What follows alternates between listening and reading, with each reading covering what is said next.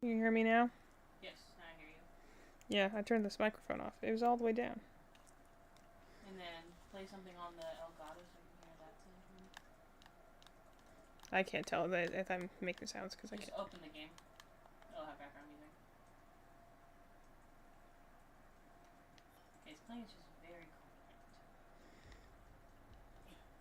I don't know if that's because the game itself is quiet or TV's quiet or.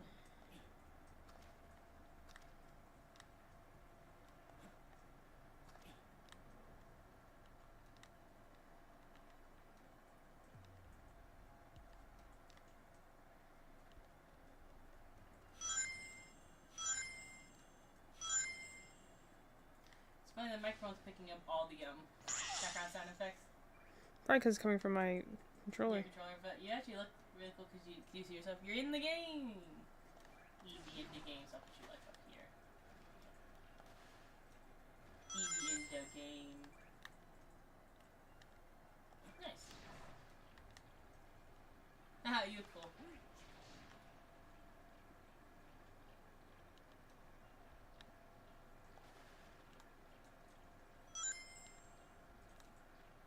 I'll make you like a little banner thingy to go on the bottom of your camera.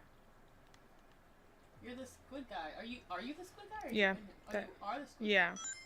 That's why I said last. Interesting. This is my newest power up I got last world. I'm like, well, this is a thing. Yeah. Nice.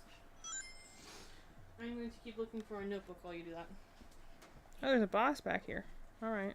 Nice. Didn't intend to find that, but I guess there's a boss back here. Alright, Evie, tell us about. Give us your opening spiel. It's Tuesday, right? Hi, my name's Evie, and welcome to. Hi, welcome to the Ghost of Christmas Past, playing Sonic. In case you weren't here yesterday, we got a green screen. And Malion's determined she's never showing up on camera again. The big Sonic's over there, so I can't use it, but it's. Hey, it makes me laugh really hard, actually. So. Anyone who was not here for the How crochet are you stream. liking the game? Ixie's here. What's up, dog? He says, "How you liking the game?" I'm liking it a lot. It's fun. I'm kind of warming myself into it. We just got logged on. I didn't know the camera wasn't on for a few minutes. This is familiar. Yes. For those who weren't here for the crochet stream yesterday, we have a green screen that we dug out, and Malion's been messing around with it on our camera, so she played as a puppet the whole time. I was like, you're never gonna catch me on stream again. It's just gonna be my little Ubi puppet. It's very fun to watch. Mostly because as of right now, just the way work is going, I have to work pretty much during this whole stream. But this is Evie's little familiar. That's like her little like chow apprentice. I still don't know what these little pieces do. Oh my god. Ooh, it's me, Ghost Boy. Anyway, I don't know actually where I was going, but overall, what do you think of this game in regards to Sonic Generations 1? I've been enjoying it. I think I mentioned a lot about it earlier. Right now I'm just kind of getting back into it. Trying to remember. So I didn't hear last stream, so I was just wondering. As someone who didn't see your last one. I like the headphones on. I like the they got a lot of good levels. They got a lot of. It's nice to see the reimagined bosses. New power-ups are pretty cool. I like not dying when I'm immediately as soon as I hit water. This new alien thing that we have right now is a choice. Okay, come on. I need you to... But you nerfed your biggest weakness. Well, it's not really nerfing. Shadow wasn't really bothered by water in the first place, because he levitates when he runs, so... Sorry, pause for a second. This guy over here has got like a little friend. This is Pseudo. Oh, nice butt. Sorry. That's me, in theory. Honestly, the fact that you can die through water should only affect Sonic, since he's the only one who has the thing with water. So. Give me a little blinky. There you go. Now it's like I'm there. Trying to get over to that area that I literally got to so easy last time, and now I'm trying to remember the controls. The problem is, as soon as you get out of the morph thing, you can't easily go back into it until you find one of these little balls. Oh, that's fair. What is fun is Evie and I were talking about. It just reminded me I brought this plushie on screen. Not at this moment in time, but our goal currently. Ow. Madeline's gonna just keep hitting her feet. Put my toes on every freaking thing in this room. Is eventually to make like reviews of the things we do. So it's like we got plushies we could review and like tips and tricks on which off brands are worth it and which ones it's more worth it to buy the brand. And then stuff like figurines and games and special editions. So it's like we have a ton of those. Like we wouldn't need to be buying things. We just review what we already have. So we could do this one because Evie's got 2 special editions of this game. We could do like this special edition versus a different special edition. I am still waiting for the limited run to come in. I just have the game right now. That's our plan. Hopefully, in the new year, maybe in like, I mean, it won't be for a while. Maybe like March. We're looking like March, April-y. Once the school year starts kind of winding down, we can spend more time. But we'd love to do that on YouTube. Like we could do it here and a little bit on like thoughts. Or it's like, is there something that, in particular? Technically speaking, we are streaming on YouTube. I just don't think we ever check our YouTube channel. Yeah, like my interest is I would be interested in looking at figurines and plushies, versus Evie would definitely do more the game special editions or like different collector's items. So we have a good like I feel like span. But if there's anything like specifically that you're interested in, that would be cool to hear in the going forwards. Pseudo me. Okay, I'm supposed to be invulnerable when I'm jumping. That's kind of annoying. Alright, put my coffee down somewhere and I already forgot. Go tell your girlfriend. And I'm in. Oh my lord. So busy. You know what I'm saying? Yeah. I gotta make my Christmas gift for my teaching partner. Gotta back 40 paintings. Woo. Yeah, Madeline's been incredibly productive the last few days. Well, these are not just from the last 2 days. They've been working on it for a couple weeks at this point. She's been incredibly productive the last few weeks.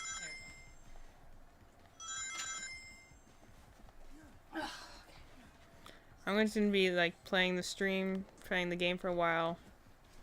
I'm just tired, so I'm gonna try and just work through that for a little bit and play this game. Well, I'm talking about something you're really interested in. What's been taking your brain over? I know you've been talking about Star Rail a lot. I have. I want to start a new Genshin account because Eliza and a lot of other people who play Genshin keep telling me it gets better after the first region.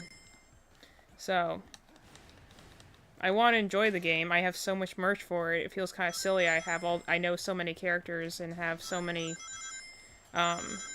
like items for them, and yet I haven't played the game. Yeah. I've played like the prologue of the game, and it wasn't a matter of I couldn't play it. I got bored. I was just like, this is just getting frustrating. Not to mention bad voice acting on the companion character. I don't know whose idea it was to make a character with that kind of voice and then have it that they're always talking. And that they talk in the third person. That's what kills me, is the third person. Because, mind you, I'm used to having just annoying females in voices. That's kind of just, you have to just accept that when it comes to American voice acting, you're going to have a lot of annoying female voices. Way more than you're going to have annoying male voices. And I don't know if that gets me more just as a female or not, but I kind of accepted that. And so I was kind of bearing with it for a while, but then it was just like one of those things where I'm like, okay, this character will not shut up. But even then, I could put up with it. It was like, if it was like, okay, but I really want to follow the story, or I want to know what the characters are up to, or the combat's fun. I mean, the exploration might be fun when you have more than 0 stamina, but I don't at this point, so yeah. That's kind of what made me want to do a comparison video of some sort, or I don't know, some sort of compare-contrast between Star Rail and Genshin, because I'm like, Melanie and I have talked about it a little bit at length, about like good beginnings versus good endings. Although even that being said, you still need to have a good beginning, and I think in a gacha game, especially a game which is asking you to essentially participate in gambling, with maybe some gameplay, you have to give me a reason to want to spend my money. And for a game like Genshin especially, that's an open world game, if I'm going to spend hours in this world, I need to love this world. I need to want to explore this world, either for character quests or for, you know, a beautiful world that has great storytelling. Like, right now we're in Sonic Frontiers, Chaos Island. I loved Sonic. Oh, okay, good. I'm like, please tell me I got more than that B. Sonic Frontiers was a great game. It was practically an open world game. It had very... We're in the cutscene, I think.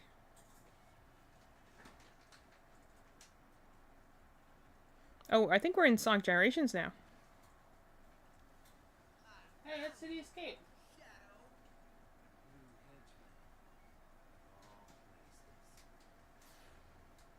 So is this not him going to his birthday party?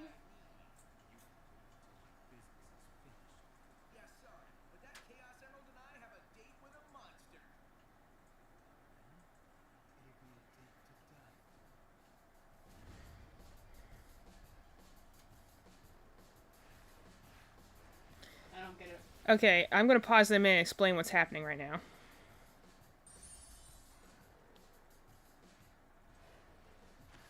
This is an interesting bit of continuity, though, I will say. It's Sonic Adventure 2. Well, I'll explain what's happening here in a second.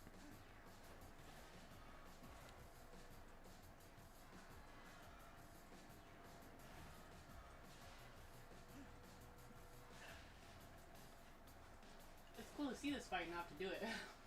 I actually appreciate it.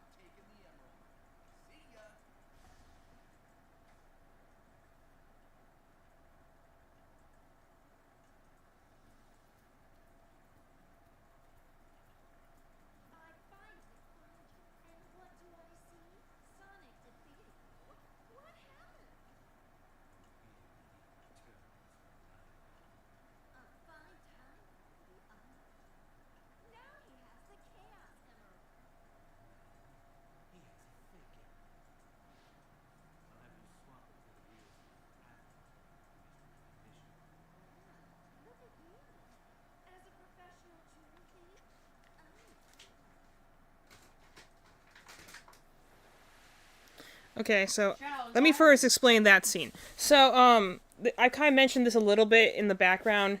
Shadow Generations takes place at the same time the Sonic Generations. So remember what's happening at the original Sonic Generations at the time. Sonic and friends have been sucked into a time vortex very similar to this one by the Time Eater. And he's going from world to world. It's the same reason Shadow can do it, but... Sonic, essentially, the speeds at which he's going back is literally bringing life back into the world, so that he's bringing back world by world, and he's looking for the Chaos Emeralds, because the Time Eater is trying to get after them, so he figures he can use them in order to beat the Time Eater. And, you know, get all his friends back, get time back to the way it's supposed to be. So, the reason that scene exists is because in the original Sonic Generations, you could face Shadow as a rival fight. You can do the same thing with Silver, you can do the same thing with Metal Sonic. So essentially this is, I guess, their way of keeping that continuity, being like, okay, so Shadow's over here in his half the world. We still have to account for how he's in Sonic Generations then. So, how did they do that?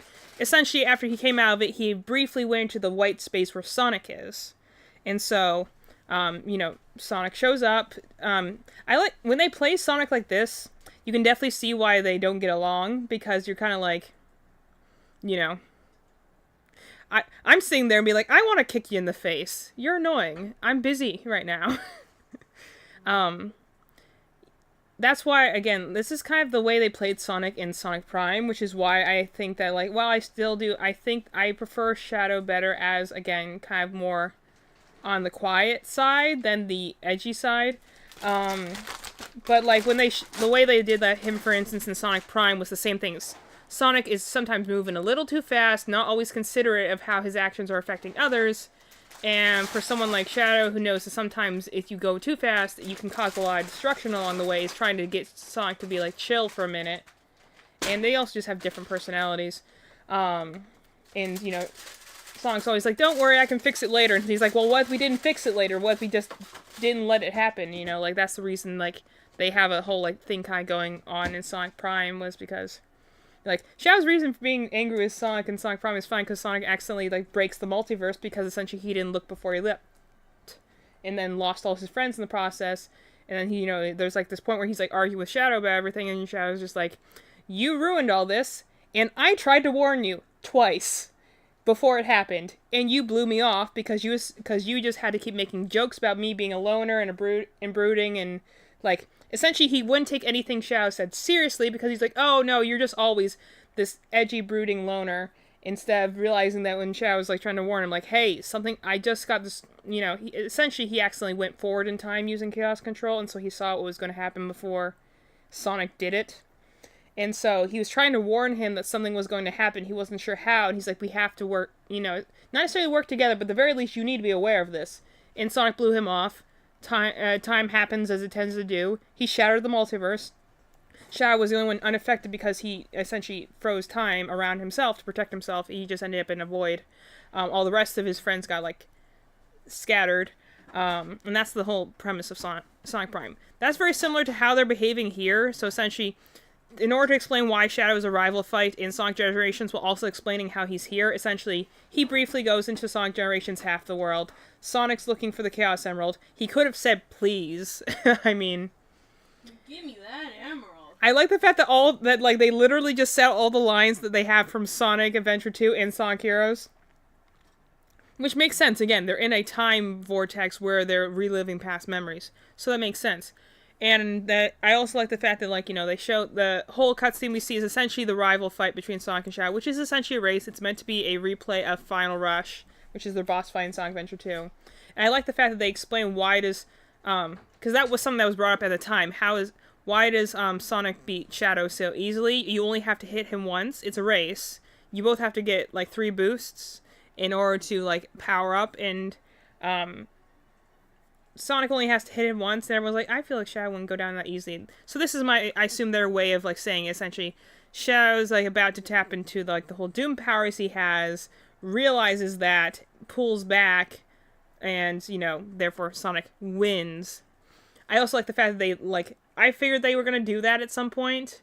When they showed Shadow having the fake Chaos Emerald at the beginning of this story, where he found the fake one that was left on the Ark, I'm like, that's going to be their way, because I was already thinking about that. I'm like, that's going to be their way of explaining how in Sonic Generations, Sonic finds the 7 emeralds in order to fight the Time Eater, but yet Shadow also has an emerald. That's how they're going to explain it. They'll just have the 2 yellow emeralds, because I was also wondering why he had the yellow one. Shadow's typically known to have the green one. So I was wondering why he had the yellow one. I'm like, oh, well, that's why he has the yellow one. So they can do the whole switcheroo with the Sonic things. And I like the fact he runs into Rouge there, because at that point in the story, Rouge has already been freed from the time vortex by, like, a couple... I was always wondering that in Sonic Generations, but Sonic Generations, she's one of the allies that's freed pretty early on. So she's already freed at this point, and that's why she can go and meet with Shadow in this case. You think you can turn up the game audio after this scene? We don't know why the game audio is so low. I don't know if it's because our TV volume is low. Malin can test it out in a minute when she comes back, because it's honestly hard for me to stand up from where I'm sitting. There's a lot of things in front of me, so it's not easy for me to stand up. So I'll ask Malin to take a look at it when she comes back in. But that's essentially why that scene exists. And I do appreciate those continuity things. Like, I appreciate when they do stuff like that, because it shows that they are kind of aware of, which, again, is a high bar for Sonic, just because, for a while, they kind of just rewrote their own lore in every single game, and weren't, like, really considerate of it at all. But, love some more artwork. So I like the fact that they're, like, I figured they would do something to that effect, because, again, we have to explain, like, Shadow Generations is a new story. It's just a story that was happening at the same time as Sonic Generations, but we just didn't know because you're playing as Sonic. But I do like the fact that Sonic goes and, like, the way he's acting like that, you're like, when he's behaving like that, you're kind of like, yeah, when you're playing as Sonic as the hero, he seems fine. And then you're playing Sonic as a character on the outside, you're kind of like, yeah, I can get why Shadow will try and avoid working with him when he can. Like, he obviously knows Sonic is a hero at the end of the day, and he usually does mean well. But I also can get why he can get frustrated by him. Like, I would feel the same way. Darn it. Missed it.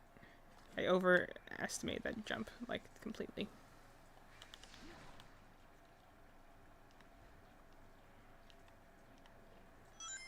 Yeah, and now I can head down to this area, but I want to go get that area up there first.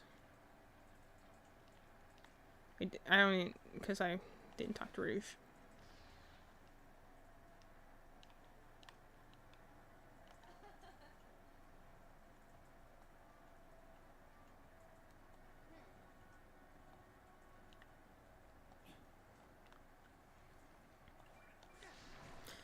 And I always like their explanation, you know, for why, like... That was the one thing that, like, everyone thought was strange in the original Sonic Generations, is that literally all of Sonic's friends are there. But, like, Shadow wasn't, for whatever reason. And people are like, yeah, like, you know... Because that was... Shadow Generations is great, and I'm enjoying it a lot, but it does... Like, the biggest thing that was an issue with Sonic Generations was great gameplay. Love the nostalgia trick, love the levels. However, we're still in the what we call the boost era, or the colors era, as I like to call it, where we are trying, like, 0% of is being put into the storytelling. Sonic's friends are literally just there as eye candy. They're not meant to do anything. They have no characterization, so Sonic Generations, not good for the story. It was a nostalgia trip, and that's great, but, like, for this sort of thing... I like the fact that they are at least, you know, that's why I was always a little wary when they originally announced Shadow Generations, because I'm like, okay, Sonic Generations was fun, but it had a barely there story at best. If you're going to do something with Shadow, you can't pull that again, because he's a character that does require consideration for his backstory. And that's not a bad thing. You know... People joke about, like, you know, this character always has to have trauma, but I'm like, to go on the quoting of D&D, like, if your life had no, like, hiccups, then you wouldn't be an adventurer. You'd just be living a peaceful life somewhere. Like, heroes happen because, like, they're pushed to happen, essentially. Okay, yeah. I have to activate this in order to do the challenge stages, I know.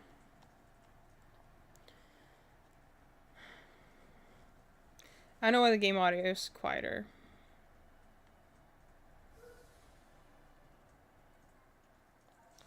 I wonder which boss we're going to be facing this time.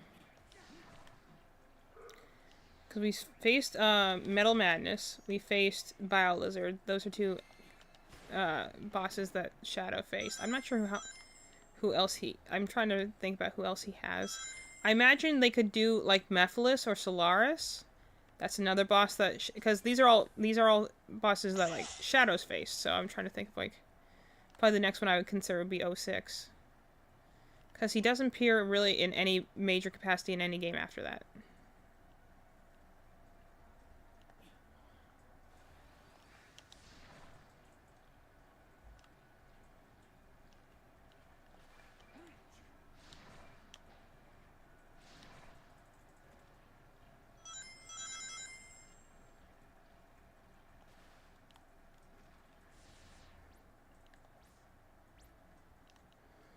Okay, let's see.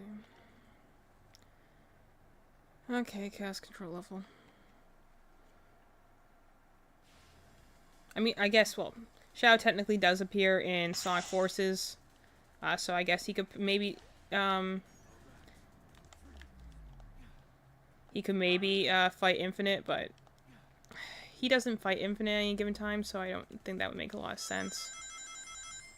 As mentioned, unless they, like, again, that is the name of the game, is redoing Infinite's boss fight, but Infinite was a villain that had so much potential and then just didn't.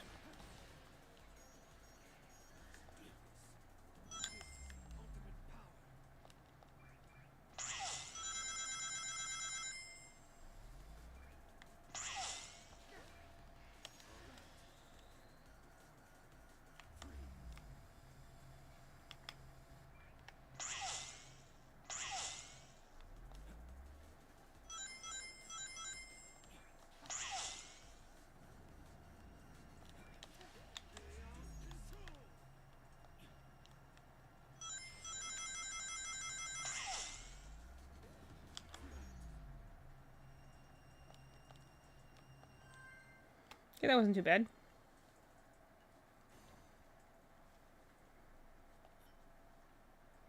Got an A rank on that one. Yeah, I know. The hitboxes I'm running into those things. It's just very close. Doom Morph. Yeah, well, I'm getting a little bit better with the Doom Morph, so we'll see.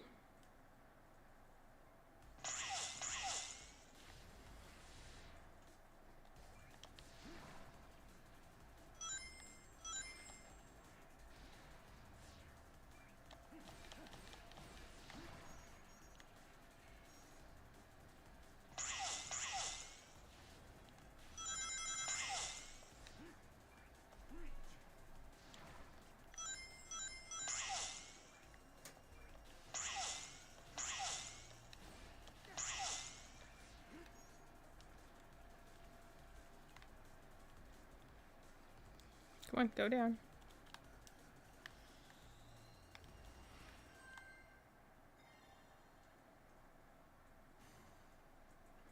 That's not bad either. Okay, it's one key. I gotta go over to that one.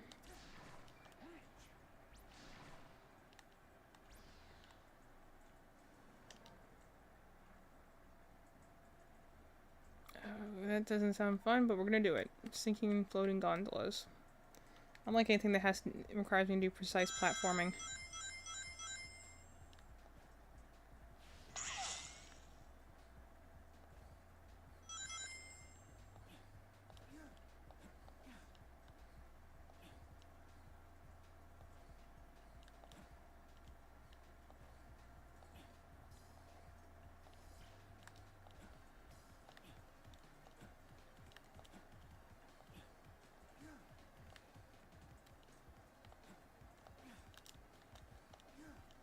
There we go. So yeah, I have been enjoying this game, you know, a lot. I really like the remade levels. I've been enjoying the gameplay a lot. Think it's, the levels are fun. Chad is fun to control. I think a lot of his new abilities are pretty cool. So, come on. Yeah, that's why I'm like, he says the game audio's quiet. How about now?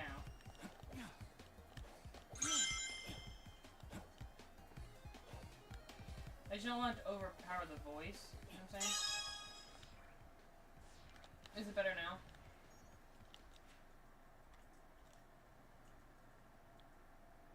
I'm not sure. Wait, we have to play the music. Oh, can you deck a little lower then? Oh, sorry. Sorry! Sorry. Alright.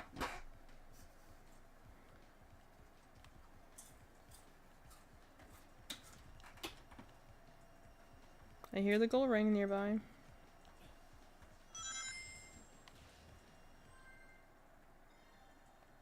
Like it's like, you succeeded. How celebrational. When Shadow grabs rings collectibles, sounds loud, but the game music sounds real quiet. That's weird. What did you say? I said, well, the reason that it sounds collecting rings, that's coming from my controller. My controller's literally right below the mic. That's why that sounds loud. So you hear the ring noise really loud. That's because it's coming from my controller, because PS5 controller, has sound effects.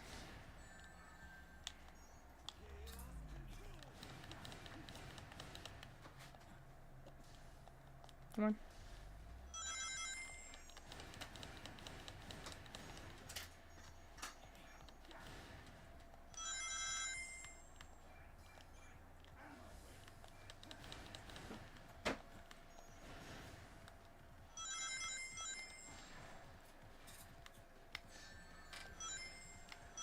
Come on. I'm hitting R2.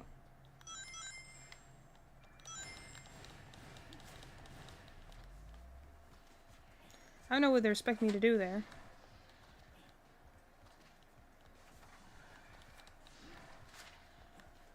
Okay, that's just annoying.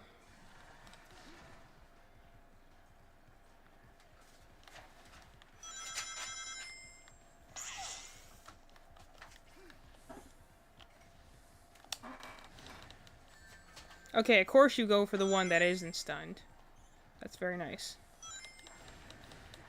Hey, yeah, I'm generally enjoying the gameplay. It is a lot of fun. The only issues I have with it are the issues I typically have with modern Sonic nowadays. Is again, it would be nice that this homing attacking was mapped to a button that wasn't was the same as the jump button. Yeah.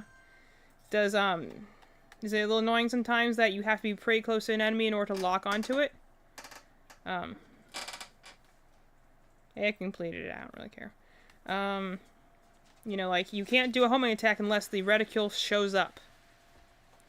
Is that annoying sometimes? Yes. Sometimes I like using the homing attack for a momentum. But you can't really do that because you can't use the homing attack unless you have an enemy.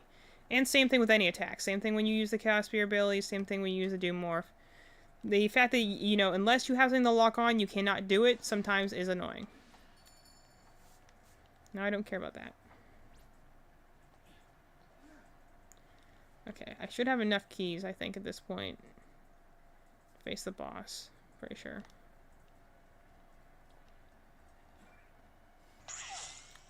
That wasn't what I was looking for.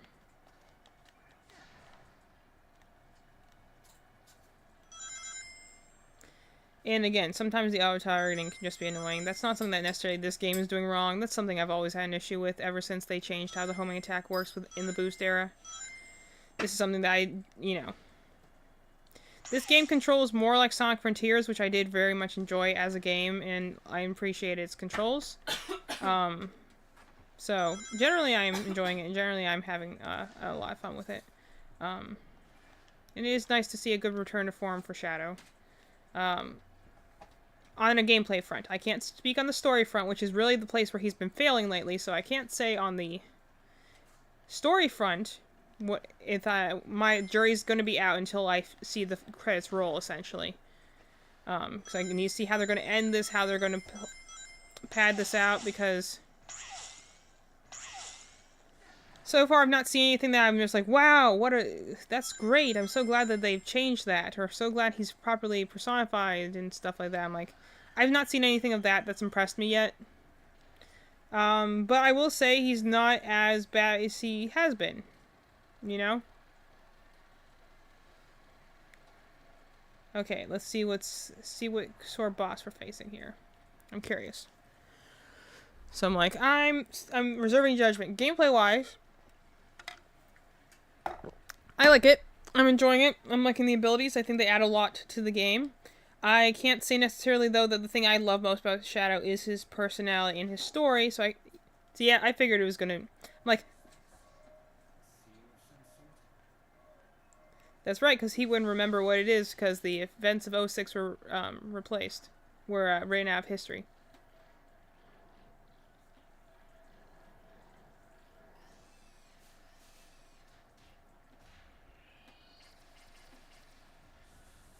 So we're going to fight Mephistophilus.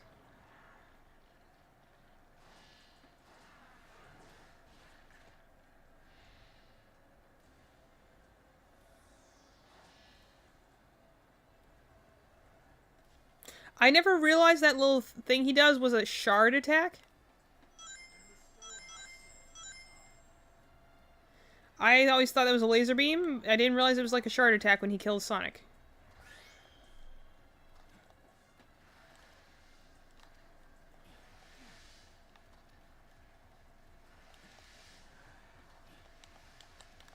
Come on.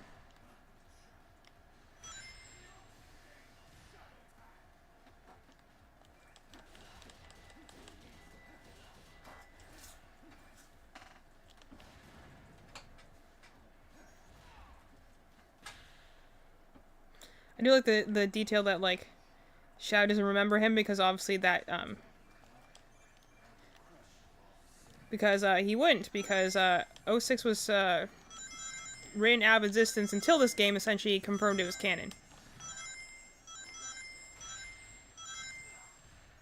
Because this was the game that, I remember fans really were happy for at the time because, they're like, finally, Silver is confirmed canon! Because no one was sure if he was canon after 06's timeline was essentially forgotten. So, Sonic Generations was important for confirming that Sonic 06 did happen. And that Sonic 06's events maybe not weren't restored, but like, you know, a lot of elements of Sonic 06 were restored to the timeline. Also, Mephiles, definitely the best Sonic villain that's ever existed. And the reason I say that is because he does a really interesting storyline thing.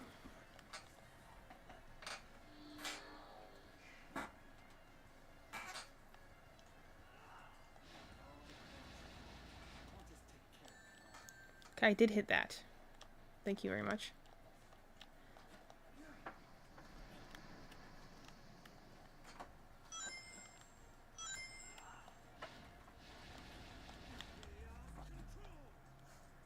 Come on. See, like, here would be a great time to have a little bit more of a boost. Where is he? Well, I can move around a little easier like this at least, but where is he?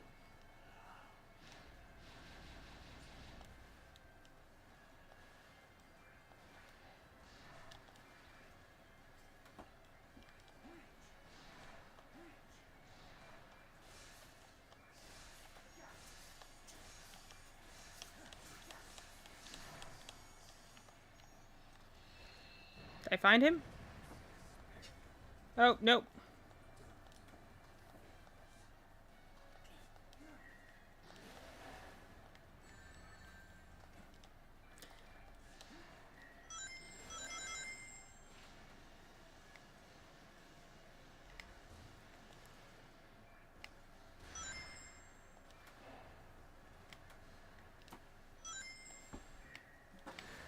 Okay.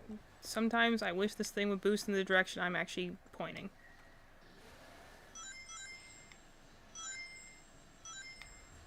Okay.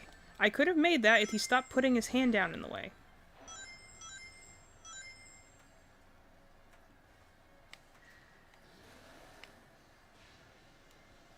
Come on, boost. Thank you. Oh, boosted and then he didn't actually hit him. Come on, work with me here. I also want to be listening to his dialogue, but I'm busy trying not to die. Come on. Boost again. Oh my gosh. Okay, that's just frustrating.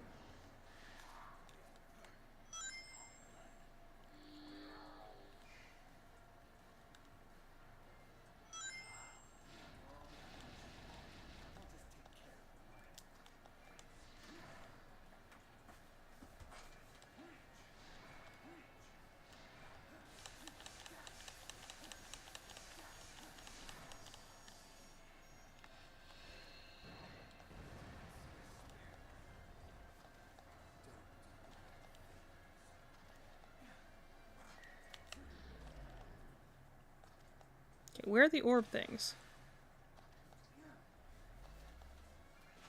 There it is.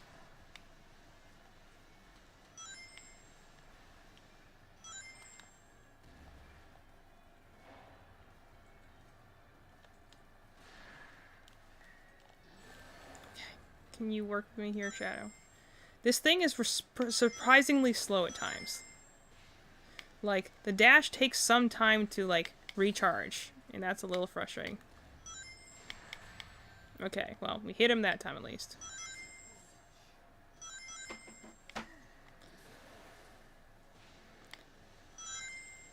Like, you mistimed the dash on this thing, it takes like 2 seconds to recharge, which isn't actually that long, but in a game that's speed-based, especially when you're like just dashing forward in a certain area. That's why I don't like trigger-based powers. I've never liked them on any game. Because then it's like, it's just... Triggers aren't always as reactive as, you know, like, there we go.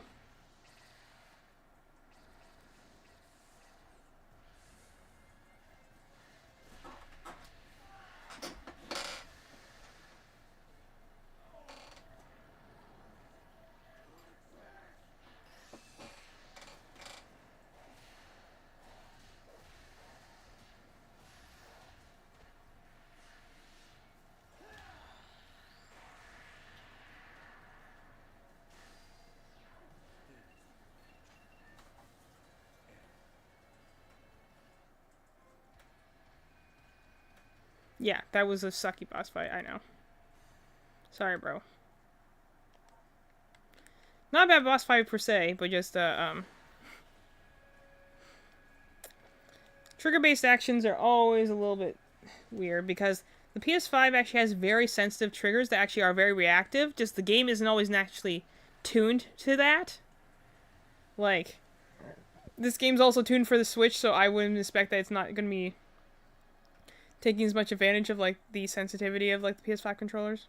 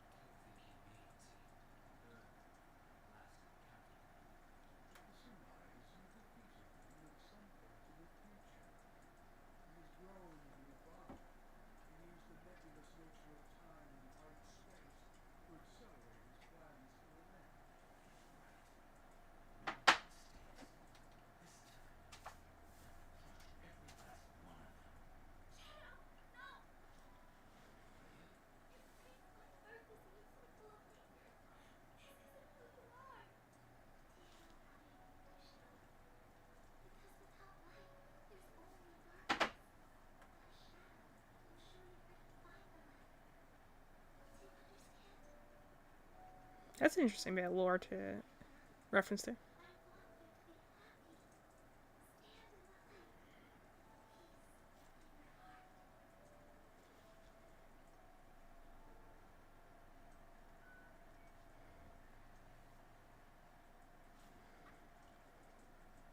That's actually a bit of lore that comes from the anime.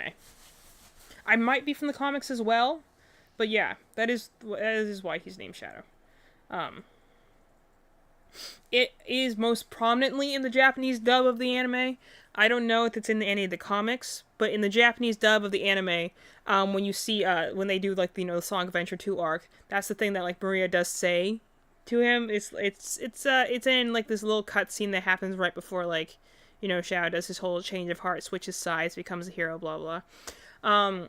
It is for some reason they cut out the scene and they like. To be fair, Sonic X was horribly dubbed by 4Kids, so they cut out a lot of major scenes and they rewrote a lot of dialogue that like just makes it way less impactful. But in the Japanese version of the anime, that's what Maria tells him, is that the reason she named him Shadow was because like what she says, it's Shadow shows you where the light is. You can't have light without darkness, but which is true. So that's essentially what they're alluding to. There might be something they mentioned in the comics at some point. I didn't read all the comics. I don't know. I read a lot of the comics, at least most of the comics relating to Shadow. But I don't know. That might be something that's in the comics, but it is something that is mentioned in the anime, so it's nice that they did a little nod to it there.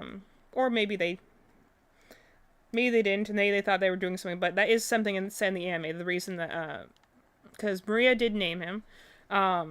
It's called Project Shadow, but, the reason that's why, like, because Gerald did originally make Shadow as partially as a cure, but also to be like just Maria's friend. She didn't have a lot of people who around her because she was sick most of the time. So he made her someone who could be a friend and could take care of her. Should things go bad, but like that is kind of the hint at it. And they actually do hint at that. Not just that, but also in season 3 of Sonic X, I believe, when they're out in the space. He meets this other girl who kind of not like girl, like woman. whose spirit reminds him a lot of Maria in terms of like, you know, her desire for peace and stuff like that. Okay, I'm gonna use that somewhere else because there was somewhere else I wanted to actually go check out. But she had a similar like thing, like, you know, that's when they're in space, people on different planets and stuff like that, and she says something to the similar thing. You know, he reminds her of like this legend in her world they have about like a black wind that like helps people out who like disappears and reappears. Like no one ever sees them clearly, they're moving too fast, but like would save like her people or something along those lines. I haven't watched the 3rd season of Sonic X in a while. It's the only one I didn't rewatch because I don't care for space arcs. Space is dark, and especially in a world like the world of Sonic X, which is like, you know, originally the whole vibe is that, you know, strangers in a you know, they're in this new location that is different than their world, which was Mobius, in that one. So like the whole like kind of thrill of the show was Sonic and his characters, who are, you know, these anthropomorphic animals in the world of like humans on Earth. And so when they did the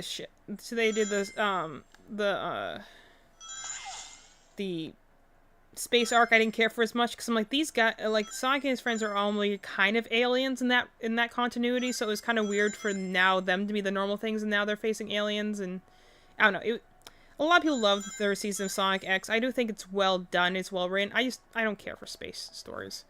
But anyway, so to point into things, there was another character who drew the same comparison. It's like, you're a shadow because you lead people to the light, and that's actually another interesting like bit of knowledge also from the anime, is that like you can have a dark form with the super form. And I remember them showing essentially that like Sonic can, like, for instance, go into a dark super form, like, and this was kind of been confirmed since Sonic like Adventure 1, that like when you take the power of the Chaos Emeralds, they're a neutral force. You can take the positive or the negative from them. So like in that case, when he went super form the first time in Sonic Adventure, like Perfect Chaos had already taken all the negative parts of the power of the Chaos Emeralds, and then Sonic took the positive. That's how he achieved his super form. That's how he beat Perfect Chaos and helped calm him down. But then it's been implied a little bit in like the Storytell books. It was definitely shown in the anime. But here's the one I was looking for. I was trying to find a place, like, you're supposed to be able to like teleport with these. I always forget how to. Okay, so it's just a shortcut. I wasn't sure. That's why I wanted to check.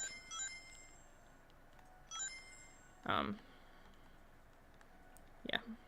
I'm just curious what I did. That, like, you can go into a dark super form. And Sonic did do this again, in Season 3 of Sonic X. But it was shown, like, when he loses his temper, and becomes, like, truly, like, angry, like, possessed by negativity, he can go into a dark super form. And, this I think, was also shown in the comics once or twice. It was definitely a big thing in the one Archie comics that was, like, not Archie comics, was it the Archie comics? I don't know. Whichever one's the one where, like, you know, when he does the super form, it can, like, make him go crazy. Okay, just jump. There we go. That's what I wanted to do.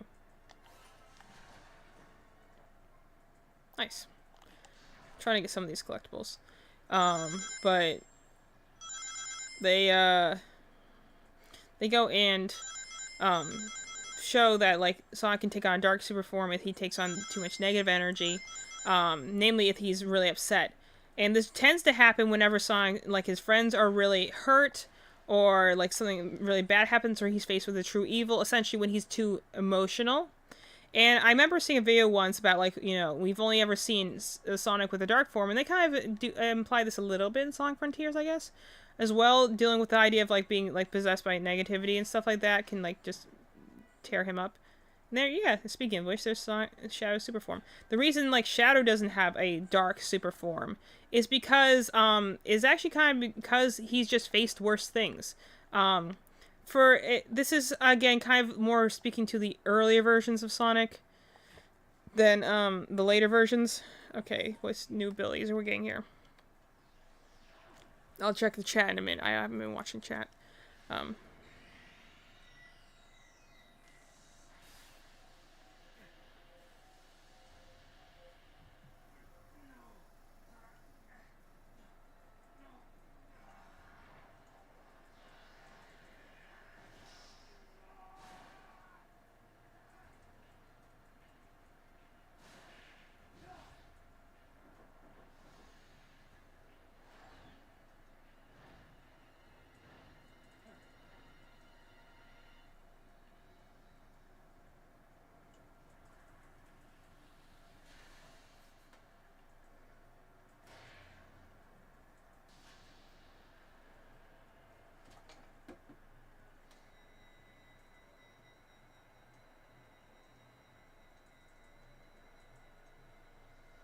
That looks like Radical Highway over there.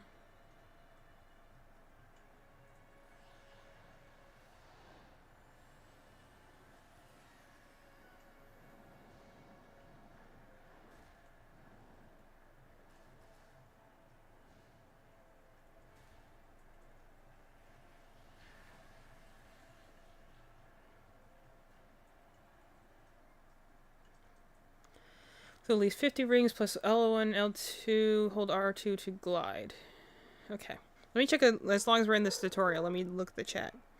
How different is the fright from the original? I never really experienced Sonic 06. Mine is memes and some cutscenes. Okay, so the original Mephiles fight is actually, believe it or not, easier than that in some ways.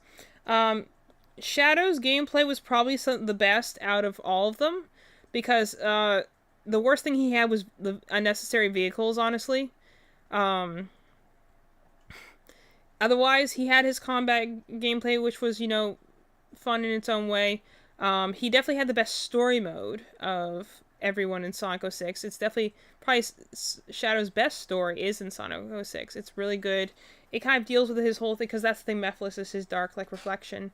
And, like, Shadow's faced with the future where, like, Mephiles and his counterpart Iblis destroy the world. That's kind of the whole point of Sonic 06. So there's like this eternal flame and eternal darkness that are going to destroy the world in the future. That's where Silver comes from. He comes from the destroyed future. But what happens to Shadow in the future? The Iblis destroyed the world, and as Mephiles puts it, what happened after that? A search for the guilty. You know, people needed someone to blame. So they didn't know why. So they went after Shadow because he's incredibly powerful, and so they liked him when he's a hero. But then when people started getting desperate, when people, you know, the world was destroyed, the heroes were gone, they blamed him. So they went after him and hunted him down because they feared his power. And the worst part about it is, like, you know, Omega, who's like his friend, and one of his very few friends actually, and member of Team Dark, is the one who they reprogrammed to capture him, and he does, and Shadow ends up sealed away again, as if he had already had the issue in the future. So Shadow's kind of faced with a rather bleak future of, like, humanity's ultimately going to betray him, potentially in this future that Mephiles showed him, and so it's a great storyline just because it's him kind of being like, okay, that's fine. Like, Mephiles tries to turn him to his side and be like, they're going to destroy you in the future, and you're okay with that? He's like, that's the future. I'm here and now, you know? And he's like, even if they choose to go against me, it's like, I'm still going to keep blazing my own path. I will continue to protect them until they give me reason not to, because that is my promise I made, and I'm going to uphold it. Which is why I say at the end of the day, Shadow is a hero, not an anti-hero, because he's going to protect the world because he made a promise, and he's going to uphold that, and he's going to keep the world safe so people can have the choice to make, you know, the right or the wrong choices, but they have the choice. It's also because he had, like, Sonic 06 had a great storyline just for Team Dark in general, because it really gives you the idea of, like, you have essentially these three loners, kind of dark characters, but they find camaraderie with each other, because that's the whole thing. It's like, well, on one hand you have, like, Omega, who's, like, you know, figures out that he's going to steal away Shadow in the future, and he feels bad about that, you know. And then you have, like, Rouge, who's beside him, who's essentially saying, like, you know, when Shadow's kind of, like, at his lowest, and being like, you know, am I going to, you know, like, everyone faced with this very bleak future, she's the one who goes essentially in being like, even if the world turns against you, don't forget that, you know, I'll be by your side. I'm your friend. I'm going to stand by you because that's what we do. Like, it's a very sweet moment.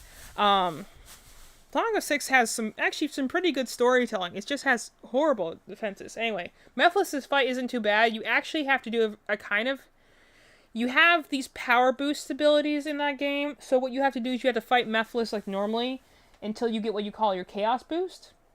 And then when you go into, like, your essentially like an overdrive mode, that causes... And that's the whole point, is that when he's in this, like, overdrive mode, he casts light, which...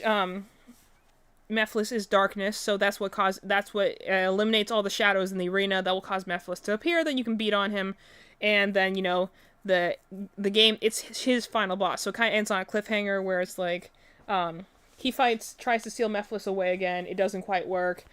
He's faced with him, Omega, and Rouge are pinned down, faced by thousands of Mephiles clones, and like again, he's taunting Shadow, being like, this is futile. You're just going to end up, a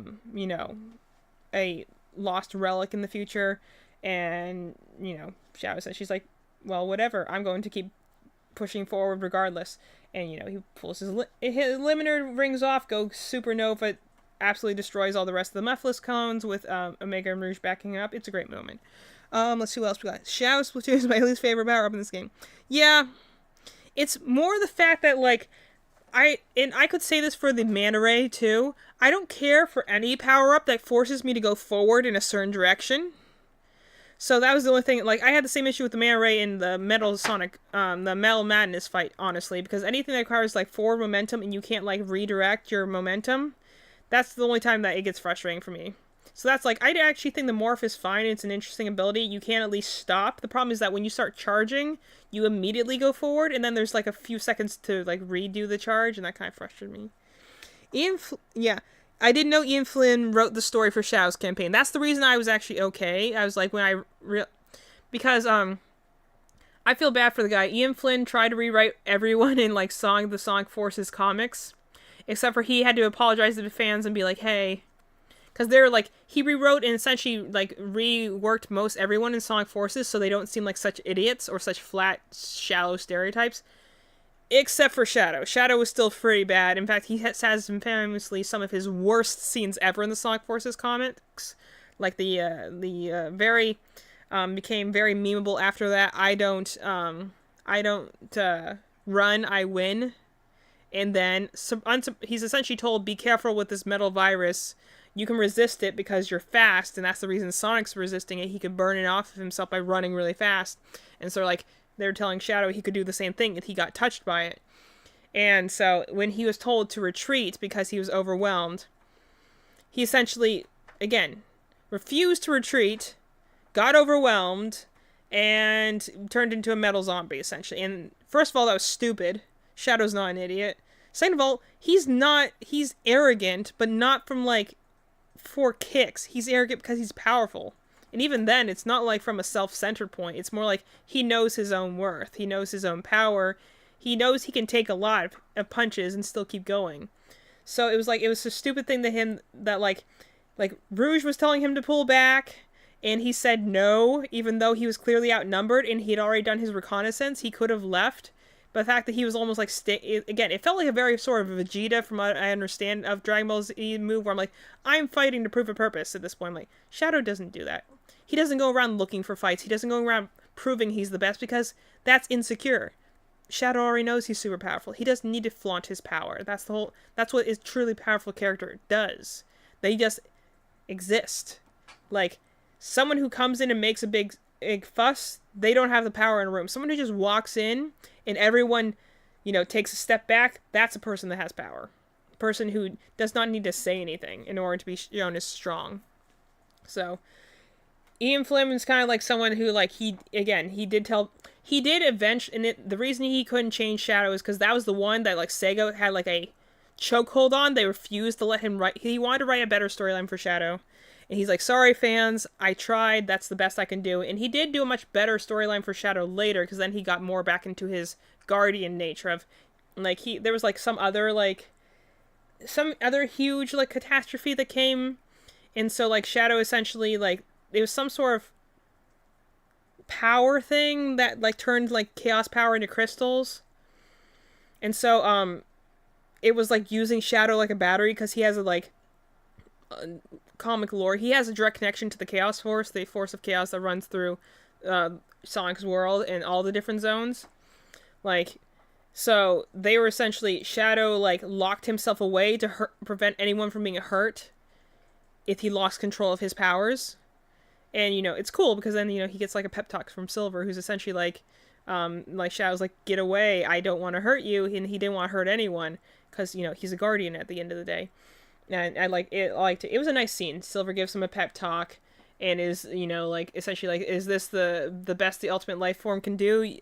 I know you're, like, course Silver knows who Shadow is. Shadow's immortal, pretty much, so he would probably still exist in the future.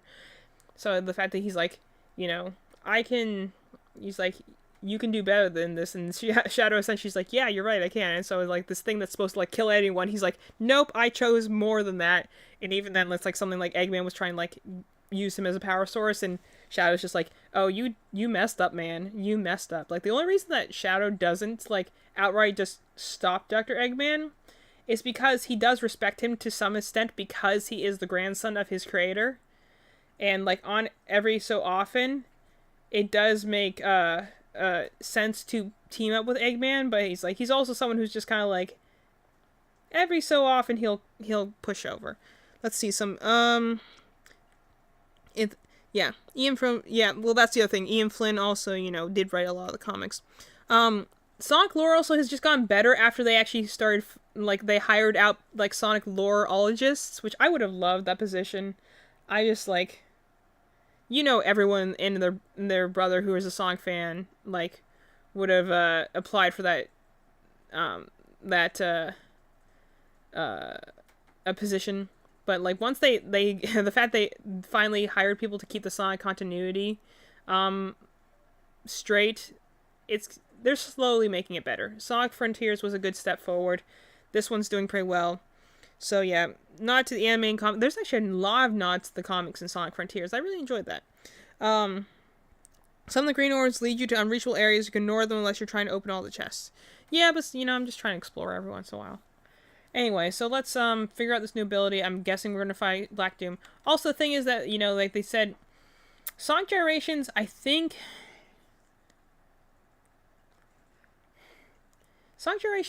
is supposed to happen. I don't remember where they said it happens in the timeline. I think it either happens right before or right after Shadow the Hedgehog. Because I don't remember where that happens in the time. It has to happen after. No, actually, this game has to happen after Shadow the Hedgehog, because in the opening shorts they talk to Commander Towers, and he only essentially has an alliance with Shadow after Shadow the Hedgehog. So this must happen after Shadow the Hedgehog. So that's why they're saying, like, you know, somewhere in the future, like, well, based on future is relative right now, because we're in a weird wibbly wobbly time space right now. So anyway.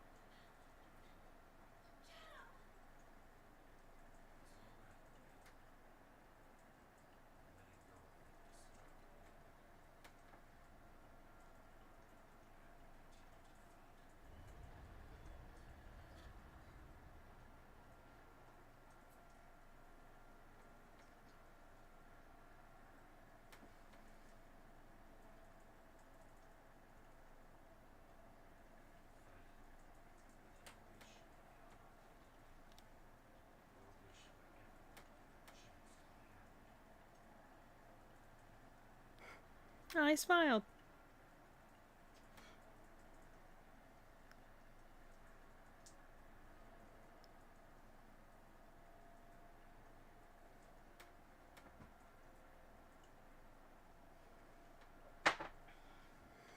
I also like seeing just Gerald before he like goes crazy, because you only see him once he goes crazy in Sonic Adventure 2. But like, he was a good man. Like, he started out like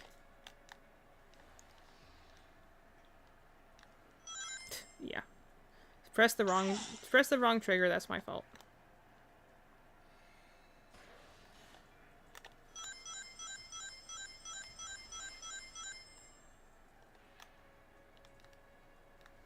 I have to figure out how to get up there again.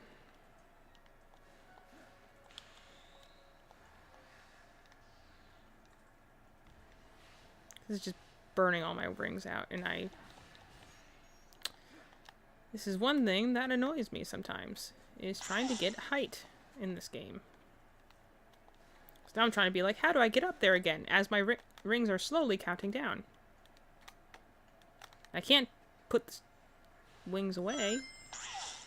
Yeah, what happens if you accidentally press the wrong button on your thing and then you end up somewhere not where you're supposed to be? They don't expect you to do that, do they? Okay, I'm gonna do this.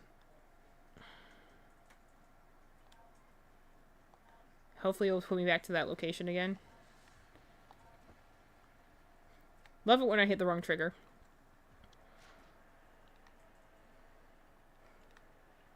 Nope, just did that instead. Fun. Love that. That's almost worse. So I'm gonna go around and collect some rings. Because I don't even have enough to do a little thing right now. Isn't that just lovely?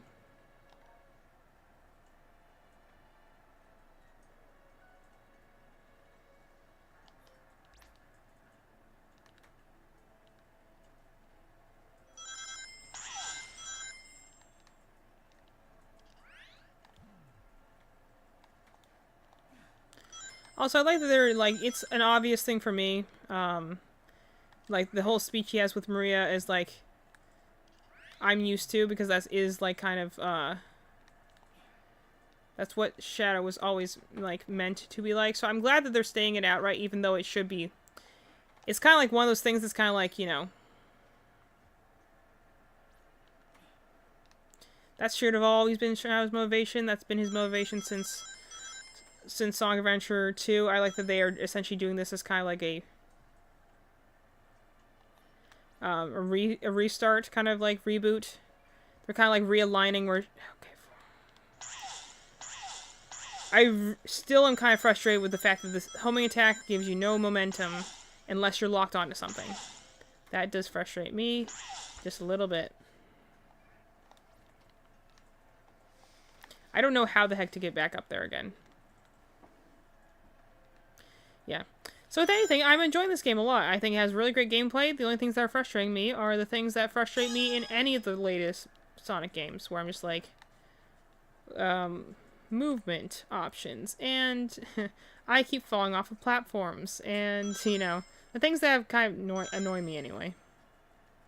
Not anything this game's doing in particular, just general stuff.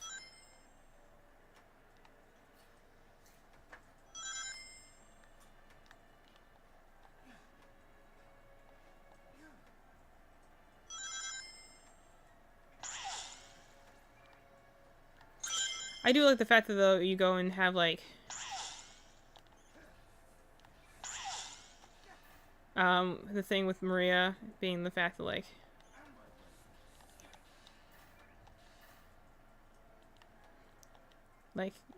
oh, I thought I had more of those. That's fine.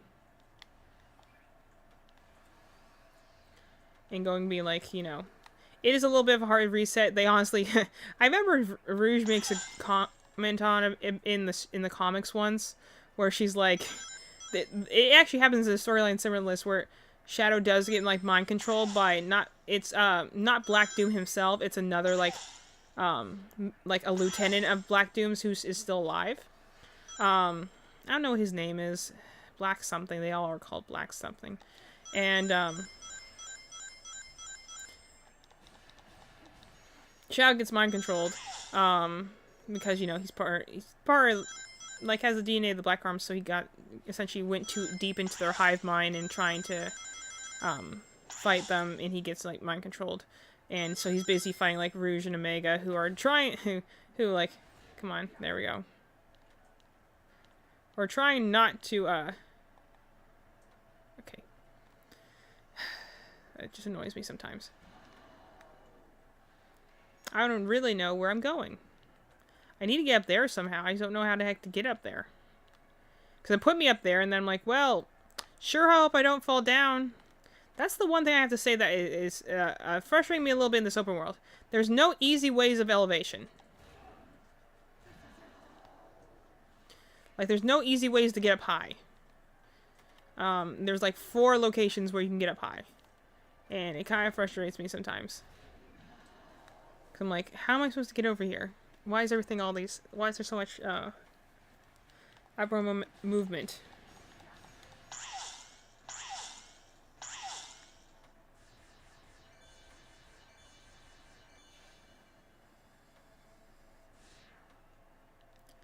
Nope, this is one where, like... I need to get up there somehow, clearly, but I don't know how to get up there. I don't know how I got up there the first time.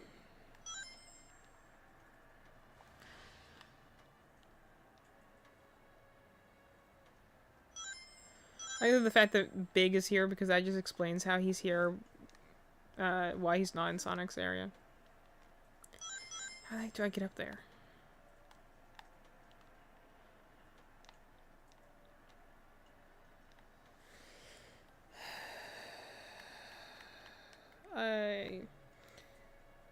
Isn't it fun when you're trying to go to the final boss, but you can't get to the final boss? Again, love the exploration. Wish it had a little bit more obvious wayfinding points.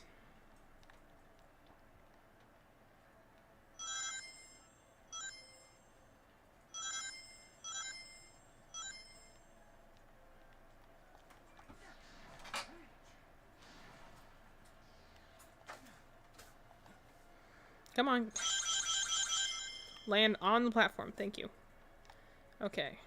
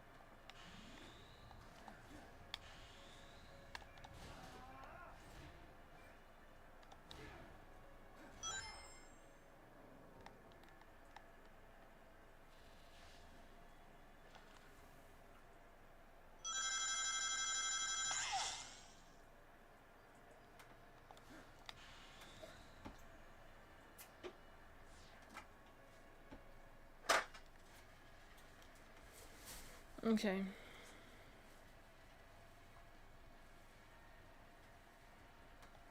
I think you turn it on or off.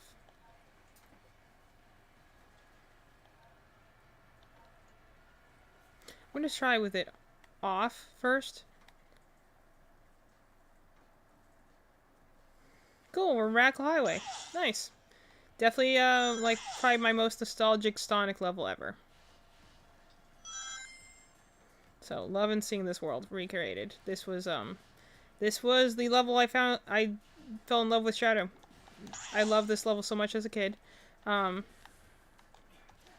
This was, like, you know, his first playable level, but also it was a level where, like, you know, back in those days, those are when, you know, you believe silly things like, I thought Shadow went faster, that's why it was easier to do his boss fights than with Sonic. That's not true. I was bad at Sonic's boss fights, you know, like, first time you see him, like, skating, like, there's I got a lot of nostalgia for this level. So it's nice to see it recreated. Although, if I don't see the Knights, like, hotel in the background, I will be rioting. That...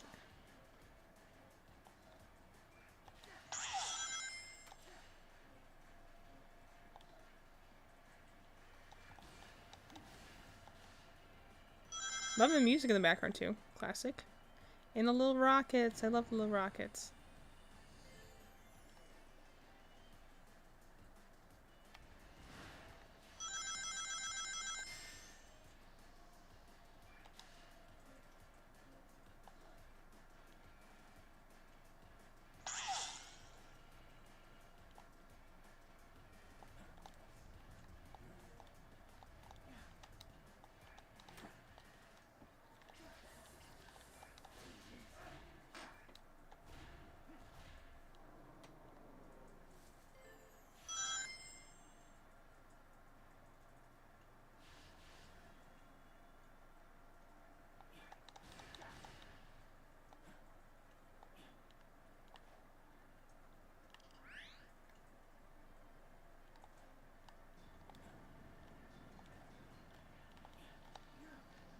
Love the falling platforms also.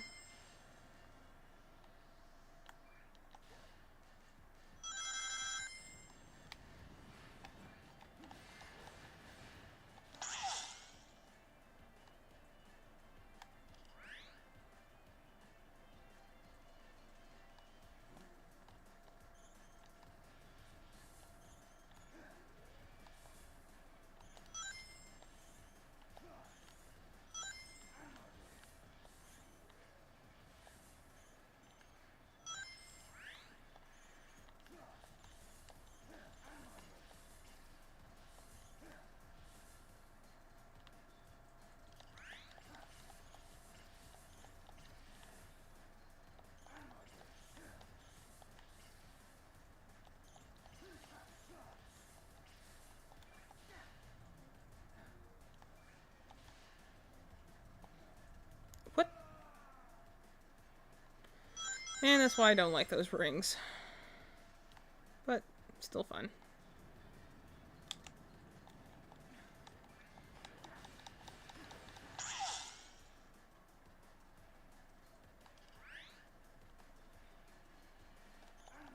Probably not gonna get a good ranking on this because I died, but you know, that is what it is.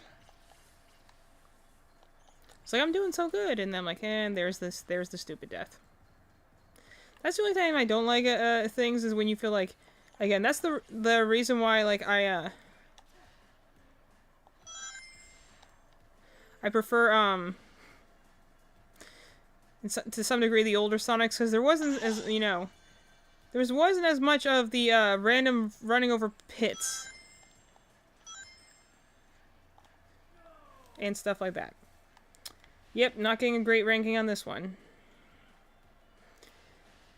When I do it because I mistime a jump or something, sure, fine. But when it literally is like, oh, the controls are just a little slippery and I didn't direct it right, you know. Just again something that I don't think that they've really kind of entirely gotten right with the new age of Sonic is the speed still feels a little slippery. Okay, you couldn't jump over that.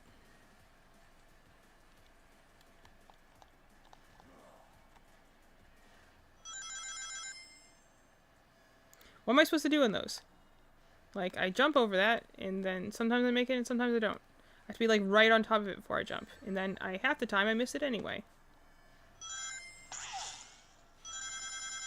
Yeah, I was doing so good in the first part of this level.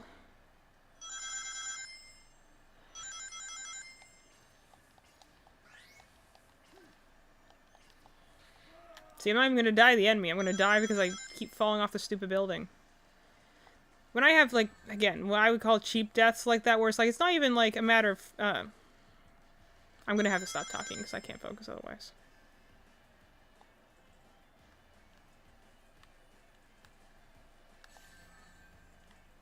Come on, Shadow.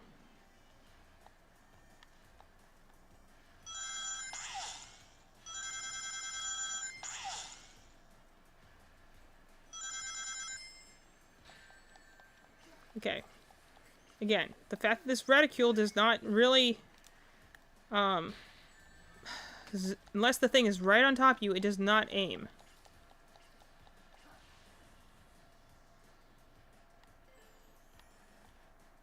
Do love the little gun boxes, though. That's very...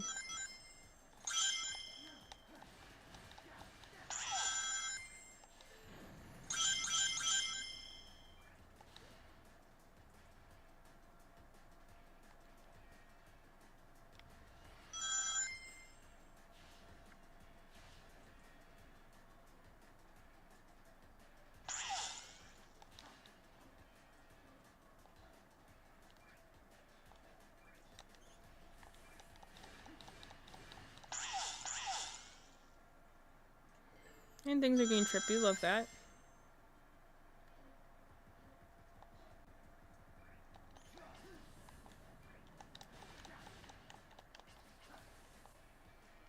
Okay, so my last Chaos Spirit, my first 2 hit, but the last 2 didn't.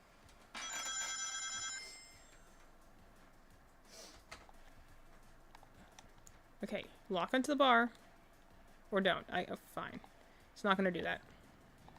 I didn't like this part of the game in the original game.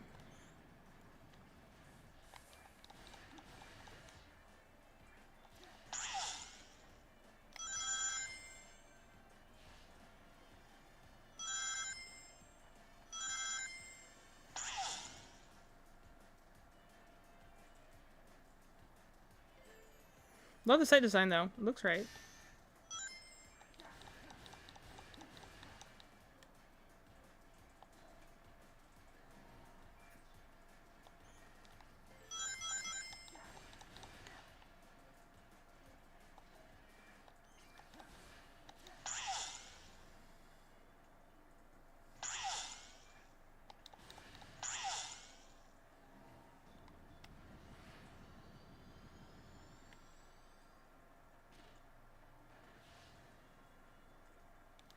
Here we have the loop-de-loop, which means we should be getting close to the end of the level. And there we are. There's always that random robot that I ran into right at the end. Alright. Sorry, bro. We knew we were getting a good one on that, and then I died a lot for 2 stupid deaths in the middle. So, sorry, bro. I tried.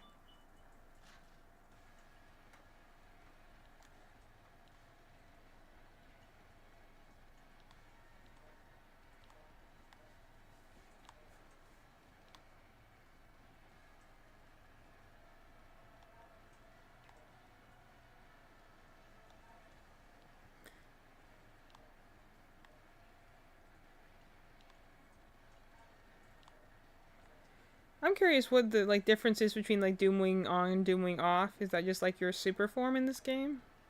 Is that all that changes? I'm gonna try them both on regular form, and then I'll come back and do the Doomwings afterwards. I'm assuming that's gonna be a hard mode or something. I'm already struggling enough with this game. I don't think I need to give myself a hard mode.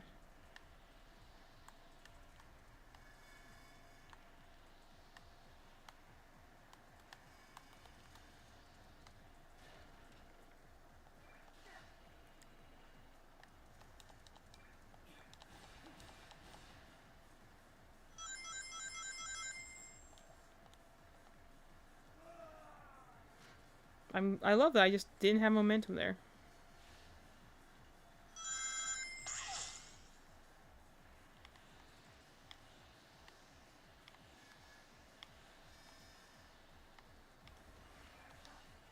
Sometimes I'm like, can I make that jump? And other times like, no, you need to be boosting here. I'm like, well, I can never tell.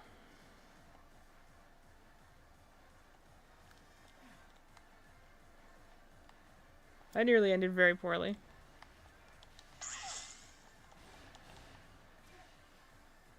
Oh, random grind rail. Love that.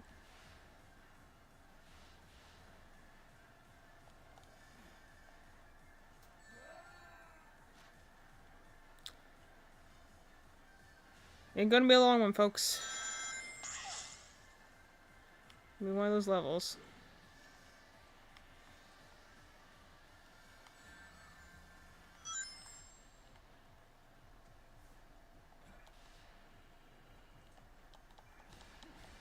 So, gonna be a crap rating on this one too, but we're gonna do our best.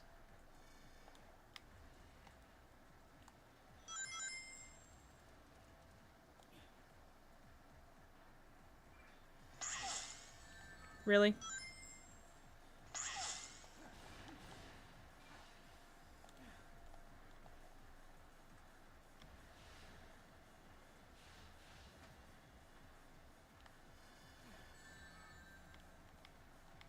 Like, am I just supposed to boost on all those? I'm like, what do you want from me here, game? What is the ideal way to do this? Am I just being too cautious about it? Okay, motorbike, nice.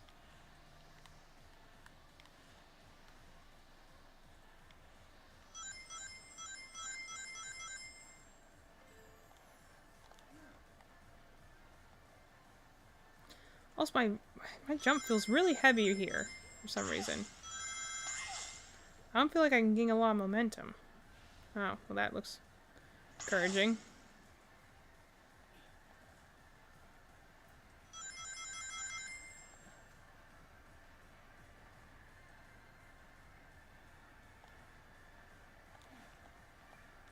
Okay.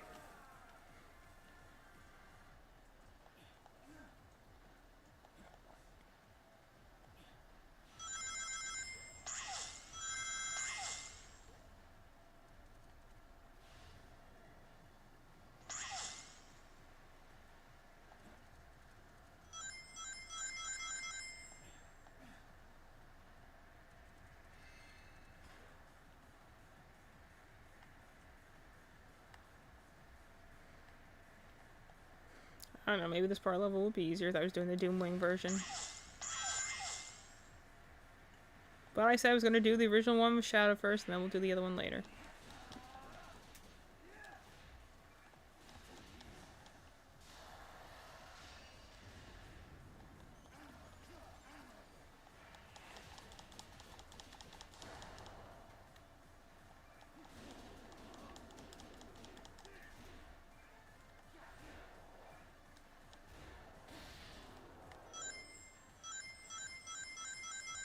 This is trippy.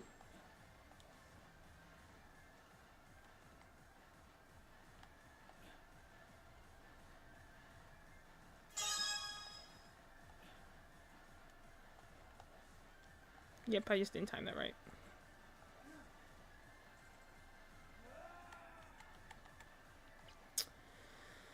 Good thing there's no lives in this game.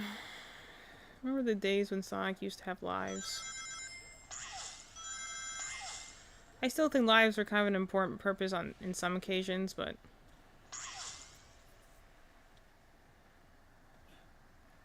those rings on the side make me think that that's for like when you're doing the Doomwing version.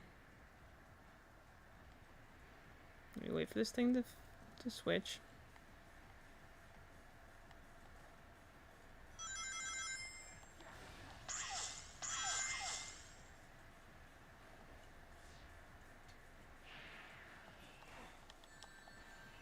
Really?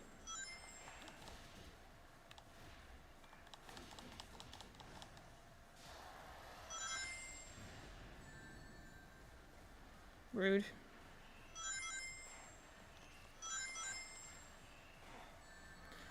Okay, that didn't even hit me. I don't know, see, I'm not sure what my thoughts are going to be whether I like this game or not by the time we're done with this.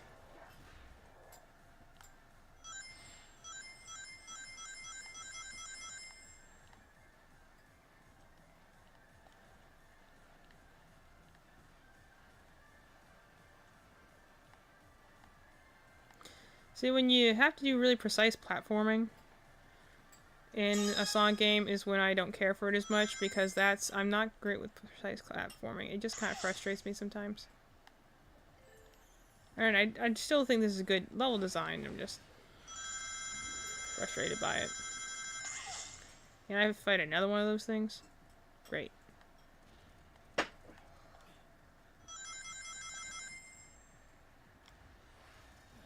Of course, there.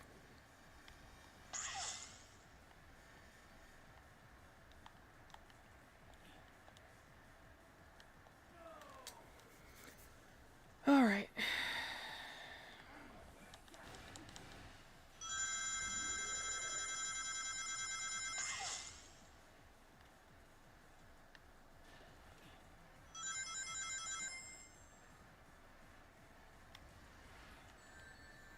I'm really getting sick of those walls. I don't know what to do about them. Besides, I guess it's just one of those get good situations. See, I'm not... This is why I don't like a ton of platforming in Sonic, because I'm like, I like going fast. So I'm like, if I have to stop and wait for the platform to turn around, and then you just have to hope for the best.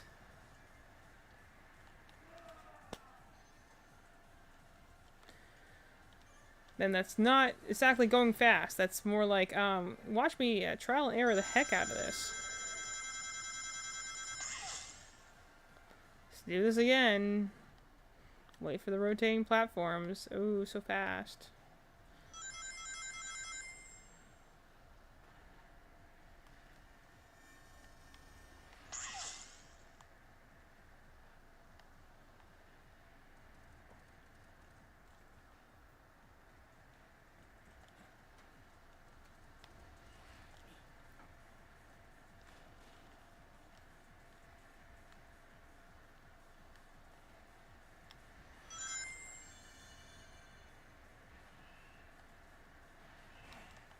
Really?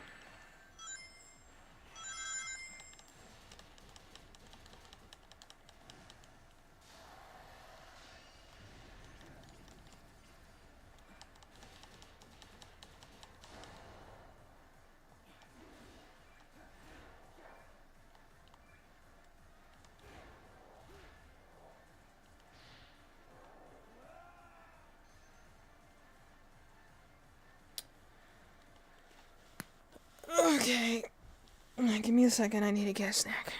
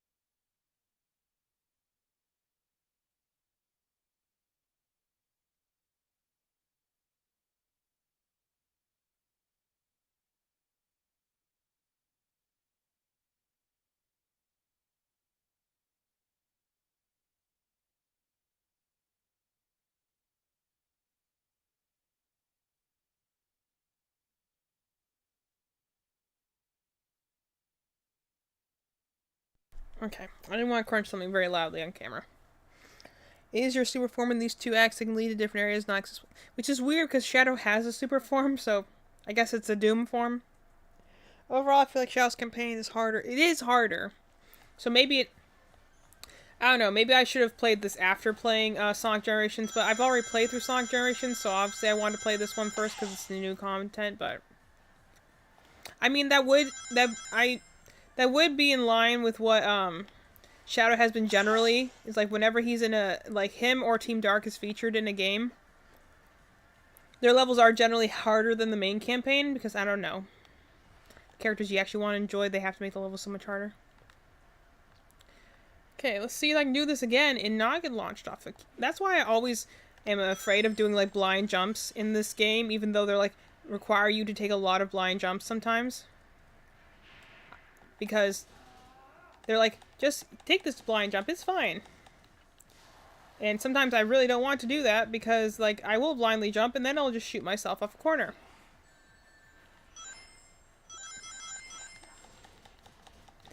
Also, the invincibility frames on this thing feel like really pathetic. Okay, we're gonna shoot myself in the same direction as I did last time. For some reason, it dropped me in a random pit last time.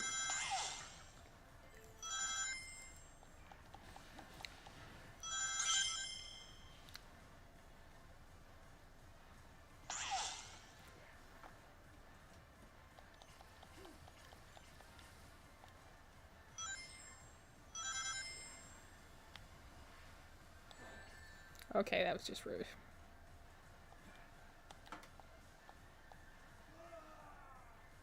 The screen kept scrolling even though I was clearly dead. That's interesting.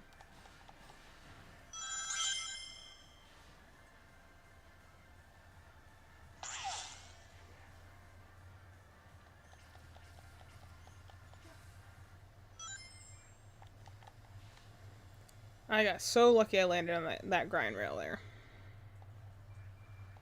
Come on. Okay, I hit...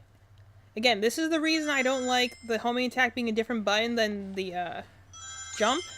Because I hit jump, and then I hit the square button to do a homing attack, and it did not register. Like, the reticule hadn't quite shown up yet. So it's like, oh, we didn't actually see you doing a homing attack there. I'm like, I assure you I did.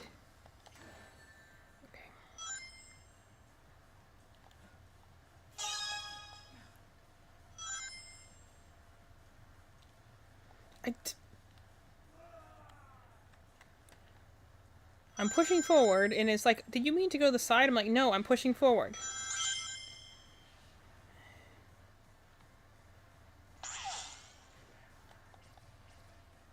Like, I'm not choosing to run forward right here. I'm just automatically running forward here.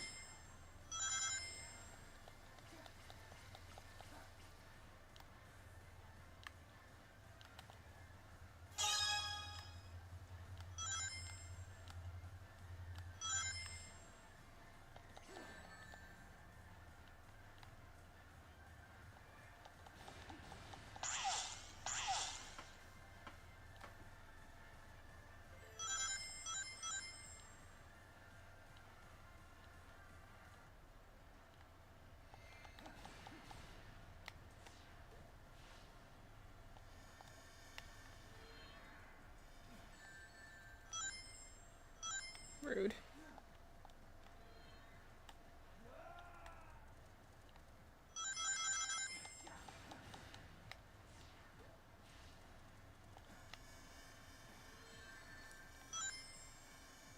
Well, this screw me twice then, I guess.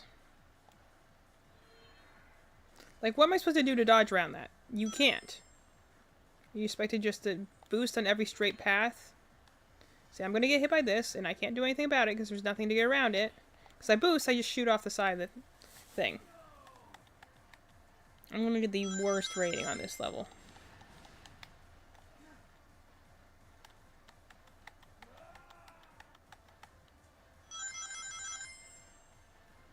The good thing this is most likely the final level before the final boss, because otherwise I'm getting really frustrated with this right now. Like, that's why I don't like doing the blind jumps forward, because they this is why I've always preferred the homing attack is a way of moving forward momentum instead of the boost. I've never really liked the boost that much. Because what am I supposed to do there? Just die? Like, here, am I just supposed to die?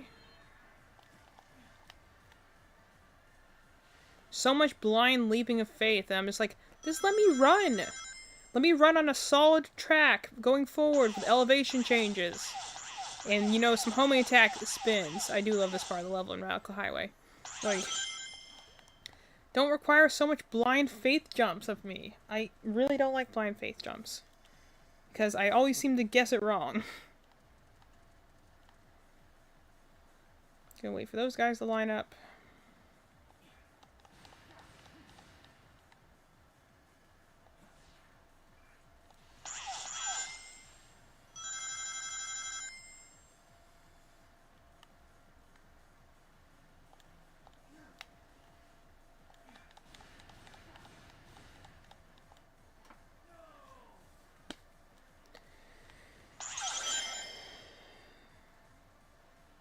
I'm having so much fun right now.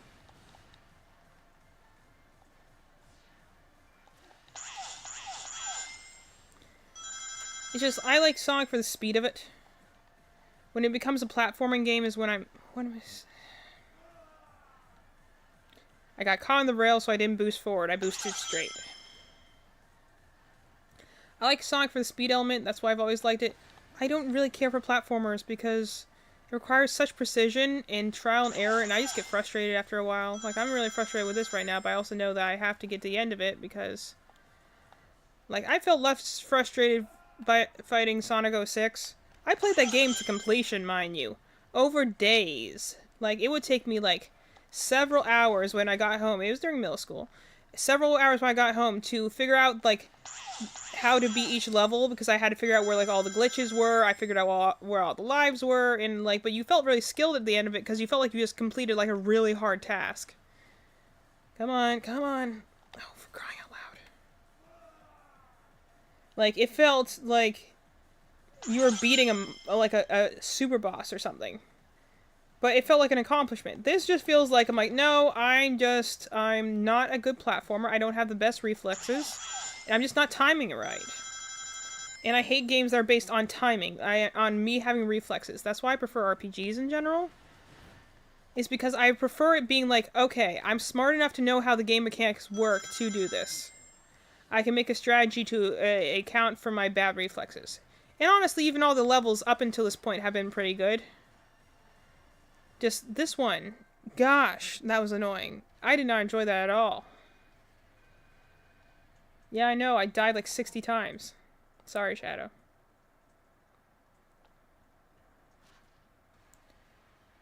Alright, we find the boss now? Yeah, Devil Doom. I mean, it looks stupid in Shadow the Hedgehog. It still looks stupid here. It looks a less stupid. What is it with aliens and not having mouths?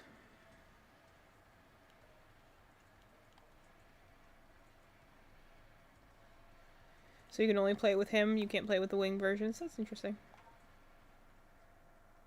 I was curious whether they were going to give you the wings or not for the boss fight. Anyway, let's dance, bro.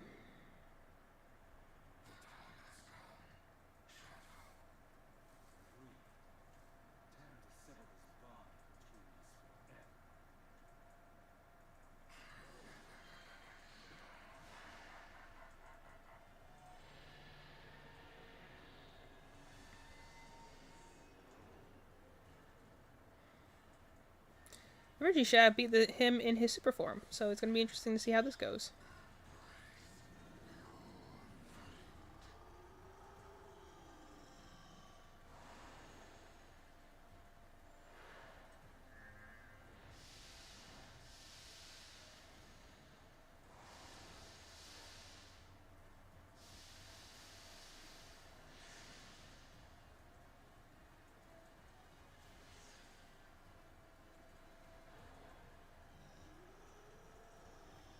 It looks a little cooler than it did in Shadow the Hedgehog. It's still a stupid looking boss, but it looks a little cooler.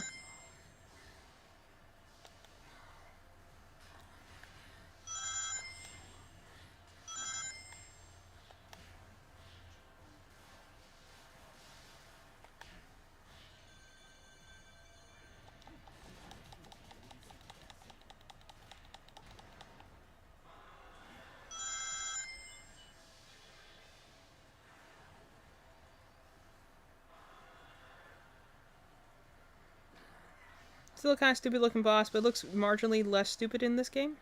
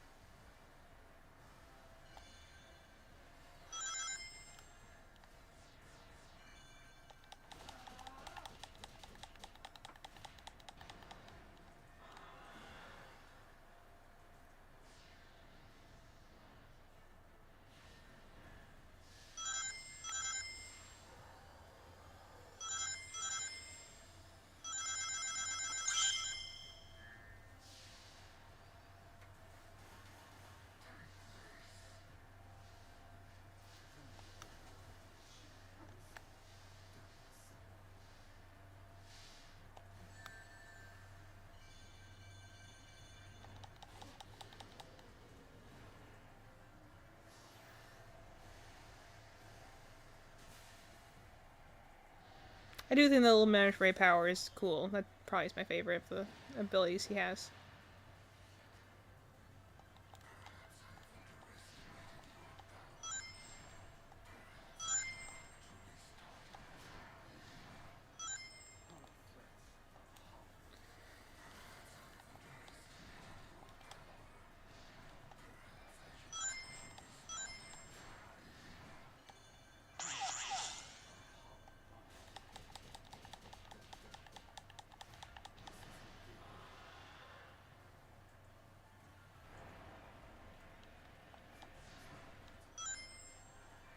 How did I miss the platform?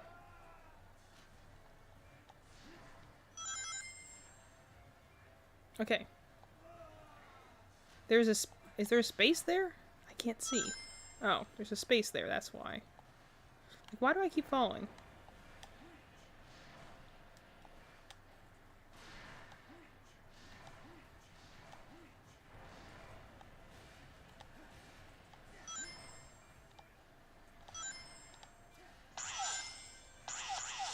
I don't know how I didn't die there, but I'll take it.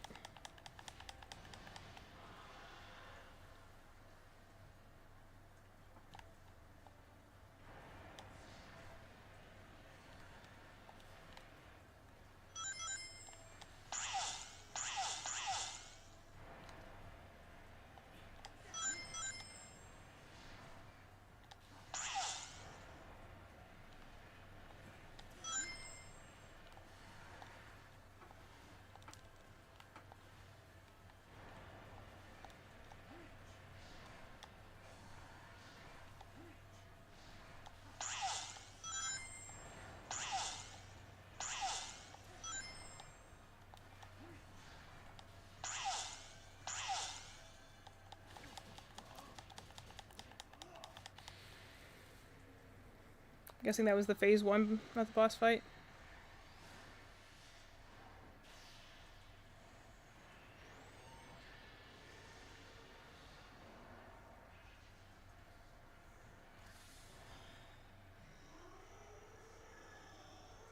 See, now that looks a little cooler.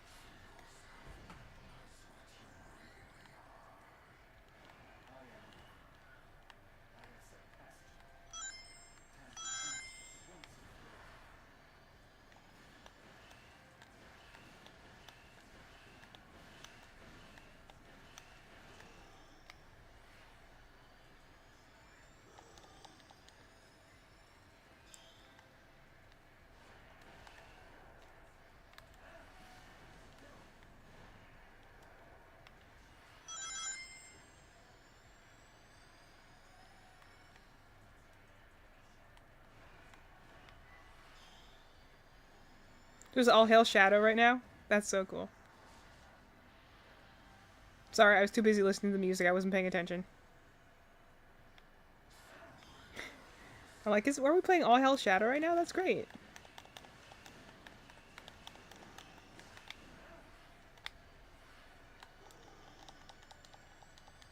I hit the reticule and it didn't...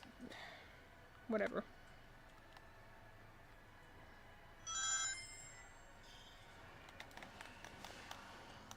How am I supposed to get around that?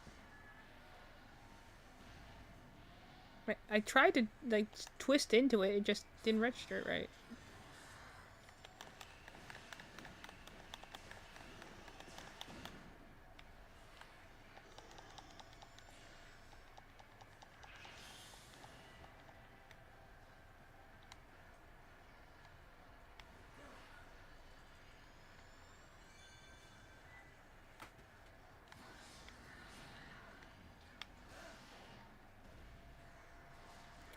How do I dodge that?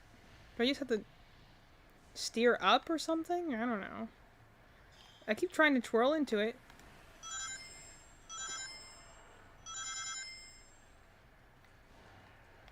At this point, I'm killing him more from chip damage than anything else.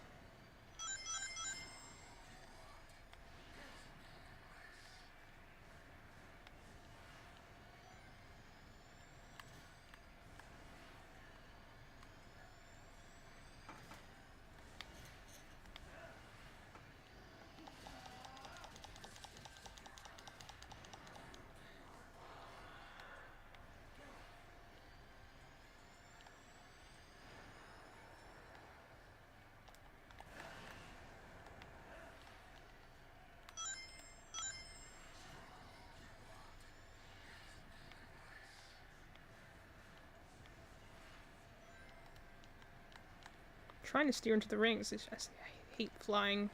How's I can fly all over this tunnel and somehow I'm going to bounce into every... I'm going to miss every ring. There was probably like 60 rings there. I'm going to die just from running out of rings.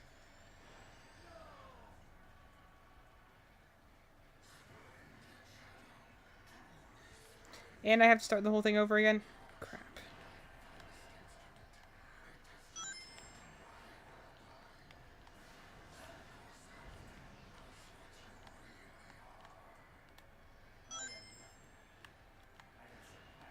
So I try to hit things and then I'll just overcorrect.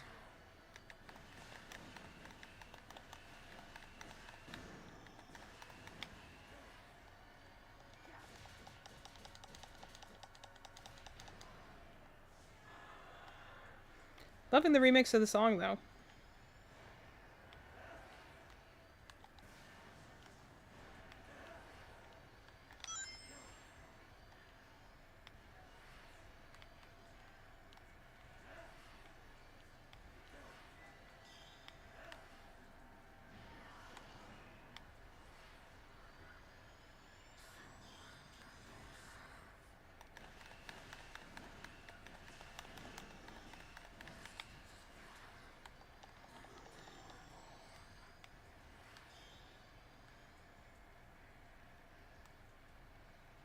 Trying to hit the rings, it just the controls on this are kind of sticky.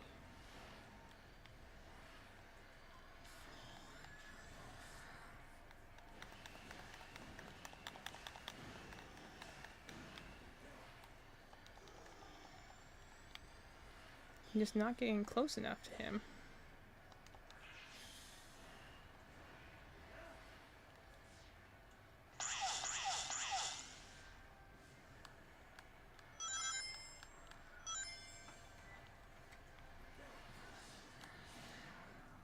Okay. I thought I was out of range of that. Evidently I wasn't.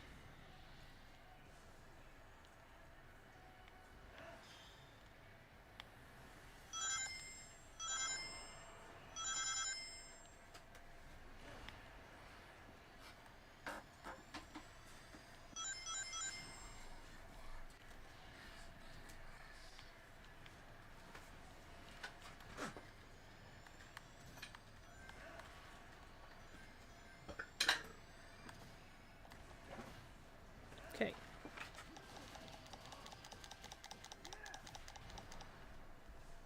I'm gonna run out of rings before I can kill this guy. Again.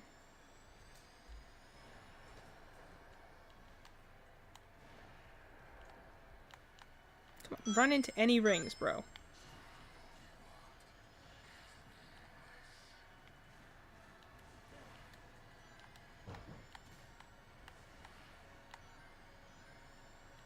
How am I looking? Is anyone else seeing this? I'm like literally...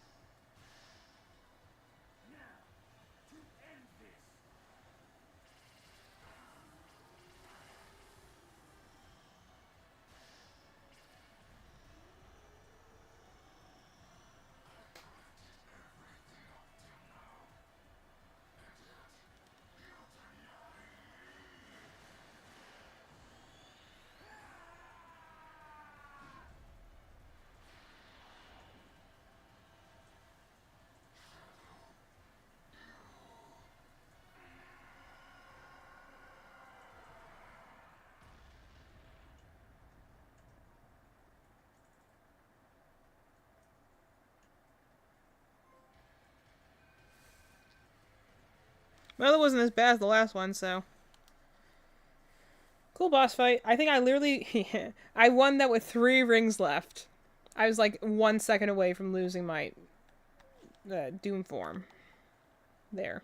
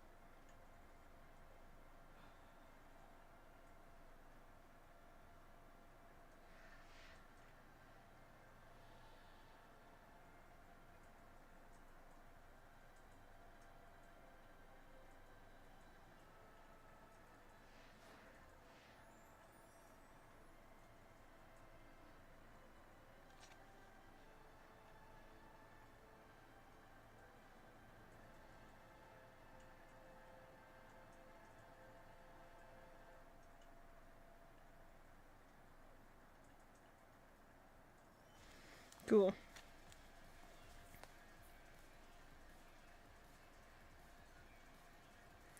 Yeah, I don't know if it's a clip, but yeah, I had the same problem where Shadowwind grabbed the ring even though I was flying right into them. Yeah, I often wonder. I'm like, I was looking at them, like, it looked like I was, like, full on going through, like, clouds of rings. I'm like, why am I not collecting these? Shouldn't... I wonder if it's because, like, maybe I'm gonna move this so I can see my face a little bit better. I wonder if that's the wings give him a different hitbox or something. But anyway, thanks. Got through it. Liked it. Generally pretty happy with that. I think they did a pretty good job writing it. It's definitely better than anything Shadows had in a long time. So I think I would rate this story the same way I rated Sonic Frontiers. It's a great step in the right direction. It's not the best yet. It still has a ways to go in order to get there. Because we took some serious knocks in terms of the story quality of Sonic in all the Sonic cast in the Colors era. Like, they were like Mario levels of low, which is sad for Sonic, who's a really great cast of characters. But this I think is a great step in the right direction. It kind of reboots where Shadow's lore is at. Again, this is still in Sonic Generations. This is still when the characters are really not well acted. Like, for instance, I don't. I've said this before. I don't really care for Shadow's voice actor. He's doing his best. I think he did a pretty good job, all things considered. He's still my least favorite of Shadow's voice actors. Um, I don't really like Rouge's voice actor in this. I've also said that before. She sounds. She's supposed to be like of the Sonic characters. She's supposed to be like the more older woman sort of thing. Like the rest of them are like girls, and she's like older woman. And I'm like, I don't know why her voice is so high. It used to be a lot lower. I don't necessarily mean it needs to be as low as it was like in Sonic 06. In Sonic 06, it was arguably too low. But like, I think her voice is too like young girl attitude when she's like a more like mature woman attitude. I see her as like a kind of Black Widow sort of character where she has this like, sort of suave femme fatale thing. So her saying things like whatever just sounds like a 16-year-old, and she's not. She's like, I imagine in her mid-20s at least. So still don't care for the voice acting, just because I've heard better. I've played literally every Sonic game that exists of the modern era. And I've watched like the anime, but like the show. I haven't watched a lot. I didn't watch any Sonic Boom because I don't need to torture myself.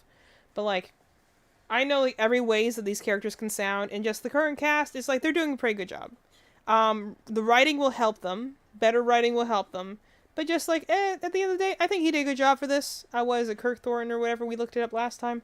He's doing a pretty good job. Do I think that would have sounded 10 times better if it was delivered by Jason Griffith or what? Humphrey something. I don't remember what name is. Whoever the first. David Humphrey. Yeah, I think it would have been better if he was doing it. And same with Rouge. Her voice lines would have sounded better if they were done by like her voice actress in Adventure or in Heroes, or even in 06. Even though 06 is definitely on the lower end of her voice actors. I don't like her having that attitude, because we have other female characters to do that. The whole point was that she's supposed to be like the mature woman of all of them. And it's like, as soon as they brought back Blaze as a character, who also I don't think they've done well since, like, she first appeared. Like, she has to be the serious one, now Rouge has to be all, like, tricksy, and I don't like those type of characters. She's not. She's a secret agent. Like, she's flirtatious, sure, but she's a secret agent, and she doesn't show that here. So, I'm being nitpicky. Good things about the game. Did love, except for the last 2 levels where I honestly got a little frustrated there. I've loved the gameplay. I think pretty much all the upgrades they gave to Shadow were very well implemented. I really like the way to travel over water. Even the morph form I thought was really creative and unique. The Chaos Spear, useful. Chaos Control, useful. Again, I don't like having the jump button and the homing attack button on different buttons, but that was something that bothered me in Sonic Frontiers. That's something that bothered me in Sonic Forces. It's bothered me since they changed it. It's not something that was new to Sonic Generations. And again, I'm not even playing Sonic Generations, I'm playing Shadow Generations here. I love how they redid all the levels. I love all the levels they chose. I thought they were all good choices. I love the fact that now they can include stuff from Frontiers and Forces, which were games that came out after Generations, so it's nice to have those. I got hit in the boss fight because I was listening to the remix of All Hail Shadow, which is a great theme. I think Dreams of Absolution is better, and even his world I think would rank higher, but then again, all the themes in 06 are great. So, All Hail Shadow, great remix. I love the remix music. I love the redone boss fights. My favorite actually probably would be the first one with the Biolizard. Because the Biolizard's the oldest, so like the re-texture and stuff like that. It's the same reason my favorite boss in Sonic Generations was Perfect Chaos, because the old boss is getting a new coat of paint. It looked really cool. But Metal Madness was fun. Mephiles.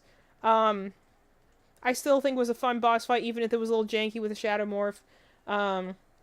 Devil Doom, the Neo Doom looks better than Devil Doom did originally. Devil Doom looks so stupid in his original game, it still kind of looks stupid here, but Neo Devil Doom looked pretty cool.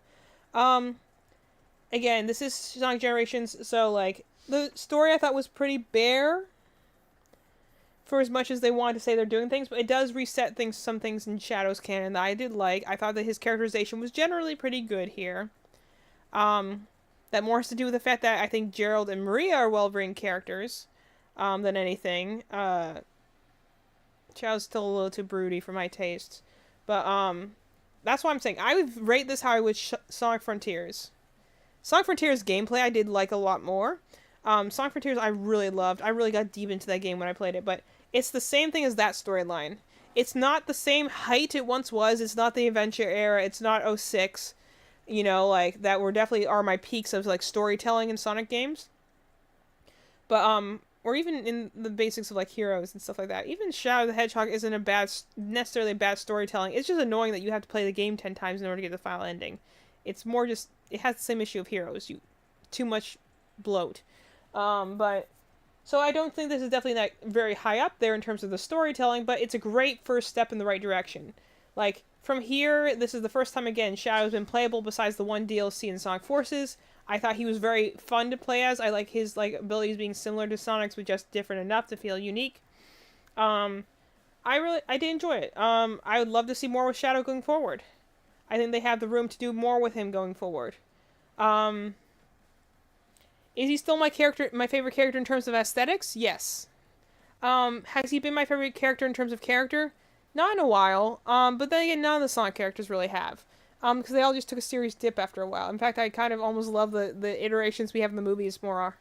And we have the movie, actually, this is fitting, we're finishing it here, because we have the movie coming out this Friday, I believe. Sonic 3, the movie. Looking forward to seeing that. Yeah, Rouge's original voice actress is definitely my favorite of hers, because I thought she had just the right thing of being kind of like young, but also, because I think Sonic 06's voice actress got the, like, you know, the sultry secret agent vibe, but she also just sounded a little too old. She sounded like she was like 40. Which isn't bad, but that's also Rouge isn't realistically that old. Realistically, she's probably somewhere in her 20s. All the Sonic casts are in the younger age area. Most of them are teenagers, if you're not younger, so. I definitely think Rouge's best voice actress was her first one. The one in Sonic Heroes was also pretty good. I don't care for this one, and I don't care for Shadow's voice actor in this, but I think the game itself was fun. I really liked it. Let me see where we are in time. What time is it? 10:24. That's not bad. I really enjoyed it. I think it was worth it. I'm glad I went and got like the special editions and stuff like that. I was really looking forward to this game. I had a lot of fun with it. I think I'll have more fun with it on a replay. To do it again. Because again, the biggest thing that would kind of worked against me in this is if I had played this after I beat Sonic Frontiers, I probably would have been way more into it. The problem is that I've been playing this once a week, and you usually need a little bit of a warm-up period for these platformer style games. So like, there's always was a bit of a disconnect for me where I'm kind of like trying to remember the controls when I come back in. If I played this game like over a course of a week or something like that, I'd probably be better at it. And I would again, depending on if people want to, I can also play through Sonic Generations. Sonic Generations isn't a very long game. Again, it's probably about as long as this one is. It's not a lot of levels. It's like 4 bosses. And I do like Sonic Generations a lot. It definitely is still a favorite game of mine.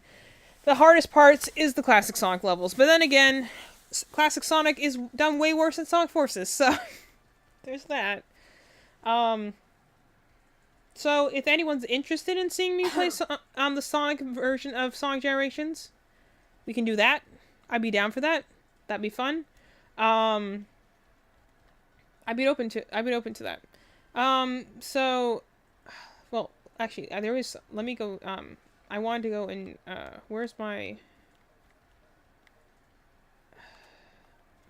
I wanted to go and see my collectibles. So let me pop back into the world for a minute to check my collectibles.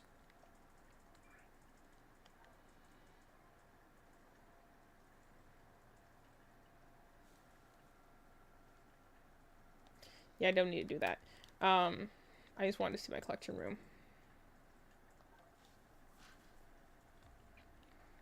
I wanted to see what stuff I found. Okay, this is movies.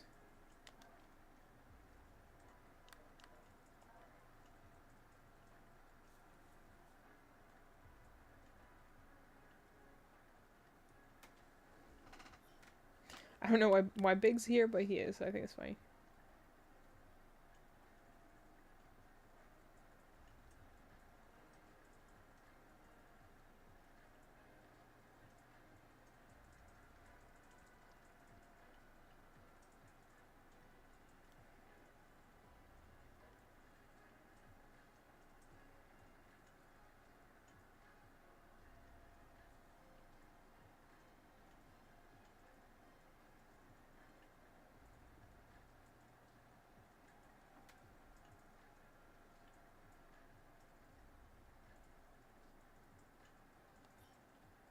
That's cool. Okay. Let's take a look at what sort of artwork we got.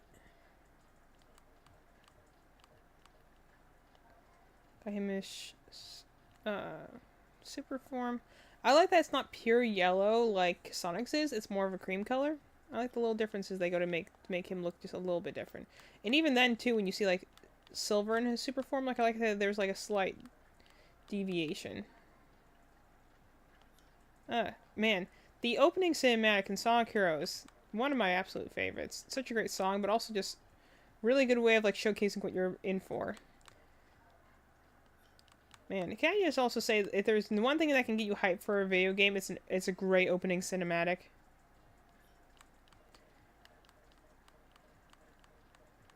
Like, what happened to those, like, really, like, you know, those intros they just kind of, like, you know, bring... That's the other thing, like, I remember, like, Dragon Quest XI is one that, like, you know, the opening cinematics are so, like, good.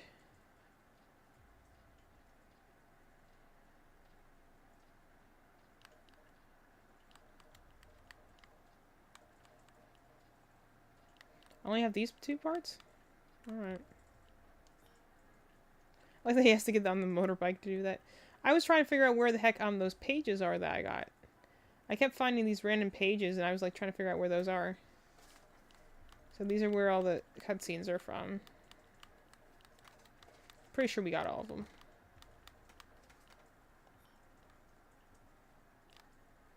So where do I look at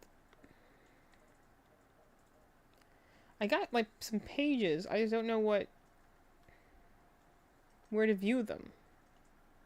Also, they have like characters in this thing. I'm like, it would have been nice if you would get quests from them or something. That would have been cool.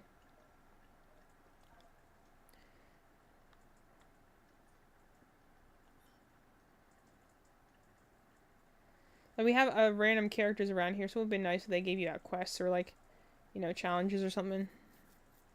Kind of like how they do in Sonic Generations. You do different challenges with different characters sometimes. That's fine. What the heck is this? Oh.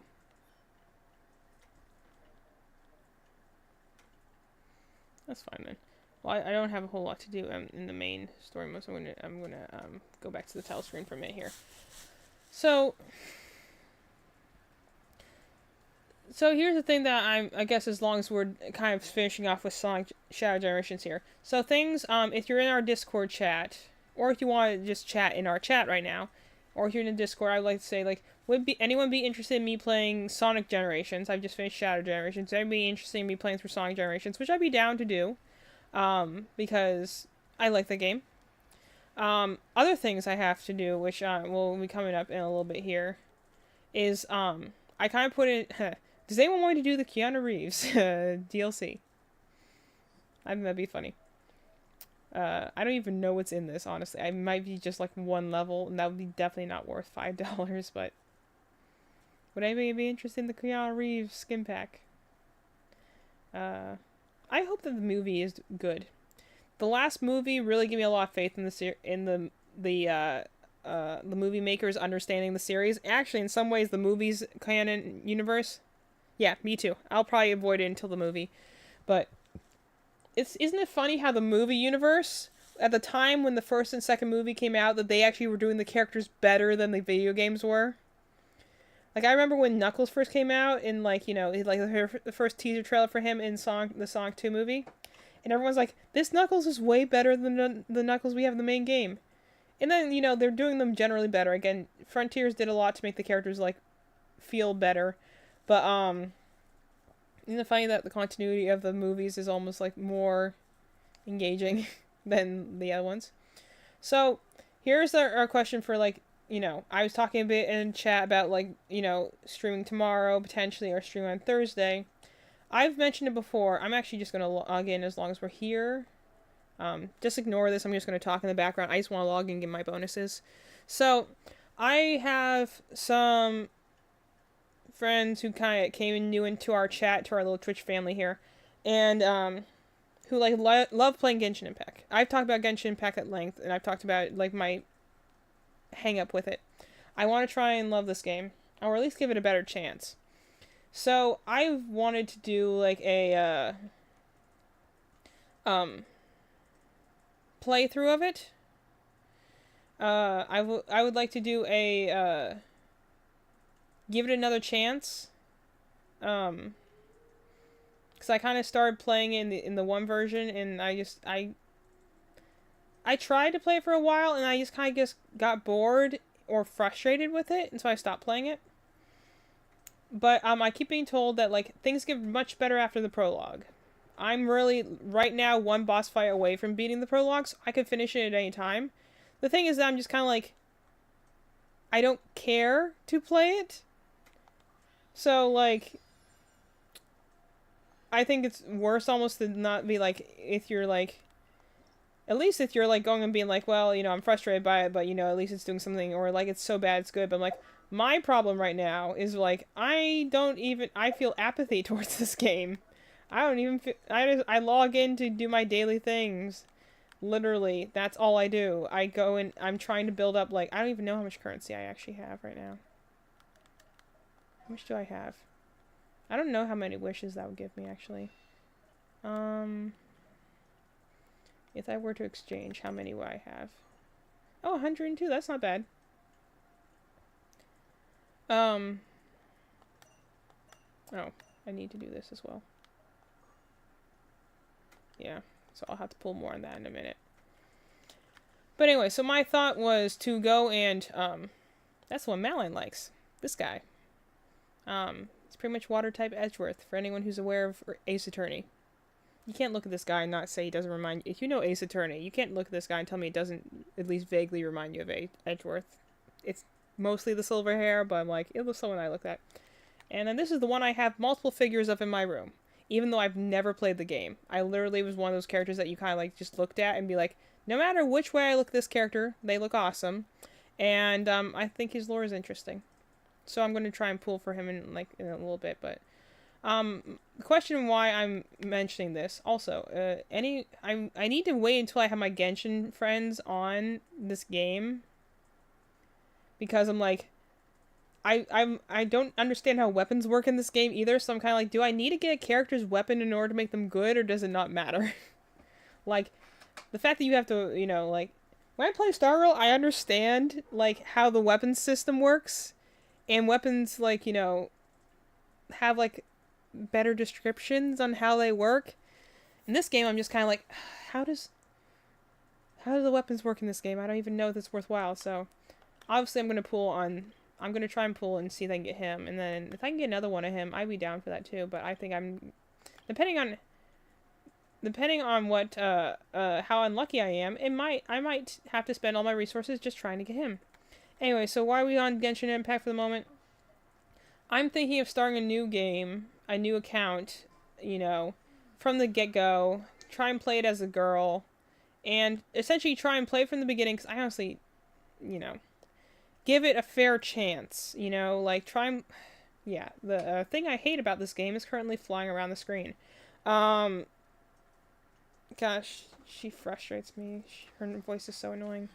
Anyway, but, so I'm like, should I try, like, I'm not even, like, that far in this game. But I do want to come back to this game at some point. But this will be my paid account. I would like to maybe do, like, a free-to-play account. Because what I want to do between the two games is, I want to kind of compare the two of them as free-to-play games. And not necessarily... Because the compare and contrast game, Star Rail would just win in every category, and that would be mean to Genshin Impact, because I do not hate this game. That's why I keep posting my merch. I'm like, I do like this game's world and characters. Just, it's right now, its gameplay leaves much to be desired. It unfortunately is much like every other mobile gacha game, dime a dozen. Great characters, decent story, gameplay that's literally functional at best. That's my opinion of this game currently. It's at best functional gameplay, but we're really just here to sell you cool character art, which is fine. Just I don't know. I expected a little bit more of this game after I went in with that mindset for Oh, the bots are here. Nice. I guess as long as I'm here, I might as well like show you like the characters I actually do. I don't know if anyone's interested, but like so I got like the main character, free character, free character. But like the starter character pack are essentially like these like ones up here, and then there's someone else way back here, like someone else I started with. Who was the other lady I started with? Oh, and you start with this girl. These are other free units I've just kind of picked up from drawing. Because the only times I came on here was literally to log in and get currency. I got him just by chance. I do think he's cool. I like him as a character. I got him because I thought his kind of like gamer outfit was cool. So that's why I got him. I do like him a lot of a character, you know. I think he's really cool. He would be my second favorite character. And actually, it's because of, like, him and this, his, like... yeah, go away, bot. I don't even know what... Like, there's all these little things here. Like, attributes, I guess, is level. Like, I don't know how to do weapons. I don't know about artifacts. Constellation, I'm assuming, is your merge. Like, having more than one, like, version of the character. Talents, I guess, is their abilities. Like, it's like, I could figure this thing out. It's just... I hate to compare it to Star Rail, but I'm just like, I like the fact when I went to Star Rail, they explained what the heck half these things were. Here I am, literally one boss fight away from finishing the opening area, and I still have no clue what's going on. The tutorial's meant to teach you things. How do I still know nothing, and I'm almost done with the tutorial area? You know? Anyway, I really like, I really like this, he's my second favorite character. Strong autism vibes. I love that. I got him as a free character recently. I got him, and the funny thing is, I actually got him at the same time, like, I actually started playing Star Rail and Genshin actually very close to together. I just progressed way faster on Star Rail. I actually started playing them around within, like, the same month. I started playing both of them. So I was ironically trying to get him, because he's like a water dragon. And it's funny enough that in Star Rail they actually also had a water dragon character, so I was trying to get two water dragons in two different games, and I always just thought that was the funniest thing. It was way easier to get that in Star Rail just because I got luckier in that game. I didn't get as lucky with him. But I'm looking at my Genshin characters. That's the one Madeline really likes. I mean, you gotta admit, this guy's cool. So I got him. I got her randomly. And then, like, everyone else is 4-star characters. I do want to use these two at some point. I think they look cool. I thought this was a girl originally. Everyone says she's good. I can't stand her voice. I got her randomly. Don't know who that is. Don't know who that is. Don't know who that is. I do know who that is, but I don't know what he has to do. Don't know who that is. Don't know who that is. That's the problem. I have all these characters. I'm not compelled to use any of them because I don't know who they are. I'm literally using her a lot. I really like her. She has the cool sword. I still don't know who the heck she is. In a gacha game, the reason you want to spend your money is because you want to get your favorite characters. You want to get the characters you're attached to in the story mode. Or if you're playing a game like Fire Emblem Heroes or Pokemon Masters, your favorite characters from the main canon. But, like, I think she's cool. She's like a maid, I think. But I'm like, I don't know where she is in the story. I don't know who the heck she is. I find her abilities useful, but I'm like, I literally have, again, these characters, I know who the Sumeru characters are. I do know about them, because that's when apparently the story started getting really good, was this group of characters. I need to find his boyfriend, but unfortunately it's going to take a while to find him, because he's a 4-star unit. But, like, I know this character is my favorite from one of my girls in my guard really likes him. I was looking for a shielding character. I didn't realize he has a shield. Like, I'm looking for a character that can shield, and apparently that's one of his abilities. And I didn't even realize I've had him forever. I have him maxed out. I have all his abilities. I didn't even realize he had a shield. Because it doesn't tell you anywhere that this is a shielding character. I'm just kind of like, that's why, again, the reason I haven't played this game is because it makes me feel stupid. I'm like, surely I don't like looking at guides for games unless I like late game. I don't like having to do research in order to play a game, but I'm like, I don't know who any of these people are. I can assume where they are in the game based on their element, but even then I'm like, I know she's from the same region as, like, Neuvillette because they have similar outfits. But, like, I don't know who half these characters are. And mind you, I've been in the Genshin fandom for, like, 3 or 4 years.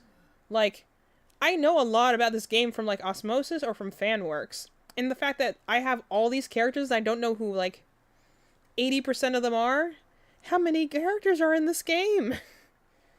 And I don't know who any of them are. I don't know who to build on first. And you don't have a lot of resources in this game. It's a lot harder to grind resources in this game, especially if you're not good at the combat like I am.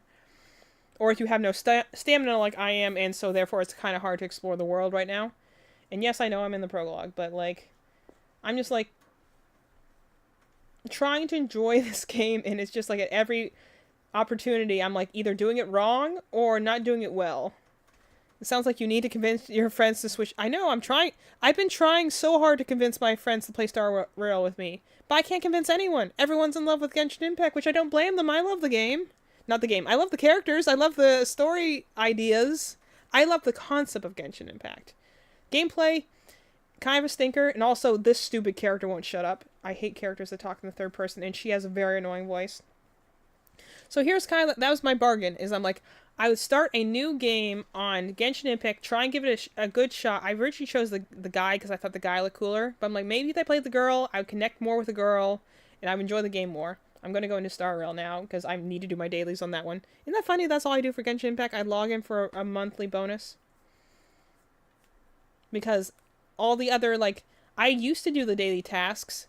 There's the same 4 tasks. It's usually involving beating up a bunch of enemies, and I'm not great at the combat, so... Eventually, I'm like, no, and you get, and originally it was like you got like 20 currency a day. Apparently my one person who's trying to get me to play this game more says now it's like 80. I'm like, okay, that's better, but still, you need 180 in order to pull a singular time.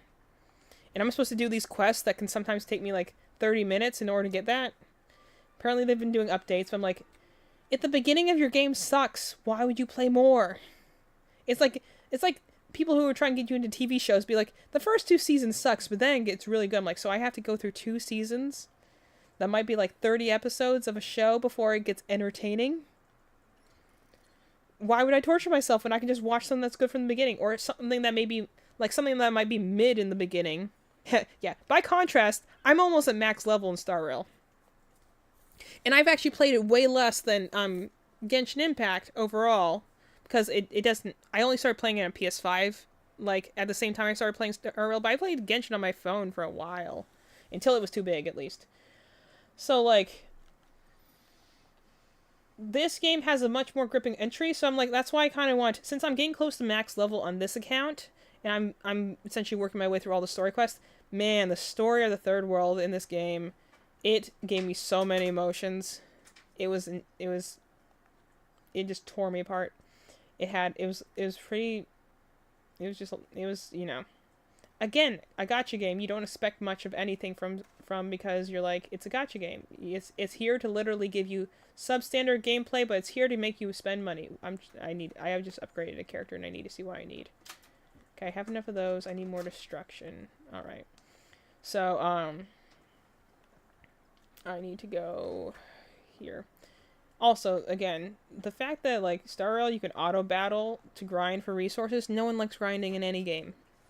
If they do, then, you know, I mean, that's not to be confused with resource management, because there are a lot of people who like the resource management games, but if you're just grinding for materials, you don't need to do that. I put it on auto-battle half the time, because I'm like, I know I can beat these levels, I beat them already, that's how I have them unlocked, so in order to just get more resources, I don't need to go and play them myself. So, yeah, I'm about to head off to Ixie as well. I'm just kind of messing around at this point. But I'm training some new characters on here too. Because Malin got tired of listening to the voice lines of the other characters I was using. She's like, I'm gonna go crazy if you keep using these characters. But also it's nice that you can go and be like, I'm just using like someone else's really powerful character. And they can just beat up everything for me, and then that's how I grind. I have to make my own character strong in order to fight, but... So my thing that I was thinking of doing, potentially tomorrow, potentially Thursday, is like starting over with Genshin, starting over a new account, try and start like, you know, a new, give it a new chance, try and just push through the prologue to get to the end. But then I also want to start a new account on Star Rail to kind of go and I want to do a compare and contrast between the two of them, like, you know, what starter units you get, what the introduction, the main character, the Traveler versus the Trailblazer, you know, like, how easy is it free to play, you know? Like, I like to do this comparison between the two of them. I don't want to say which one's better because obviously I think Star Rail's better in like most quality of life ways at the very least. It depends on whether you like turn-based or whether you like open world. That's subjective. But I'm like, in terms of quality of life, I think there's a lot better quality of life in this one in terms of a gacha game. Because I've played a lot of gacha games. And I don't know, I would like to compare them. And like just talk about them for a little while. And I would like more people to see this game and play this game with me. Because this is a really good game and no one wants to give it a chance. Everyone I talk to, especially people who like, you think if they're already into Genshin, they would be willing to try this game, but like, for some reason, no, I can't get anyone to play this game with me.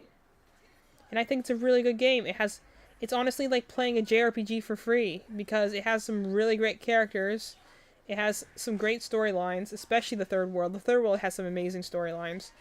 And I just want someone to like discuss it with, so I don't know, I'd like to do a comparison between these two games.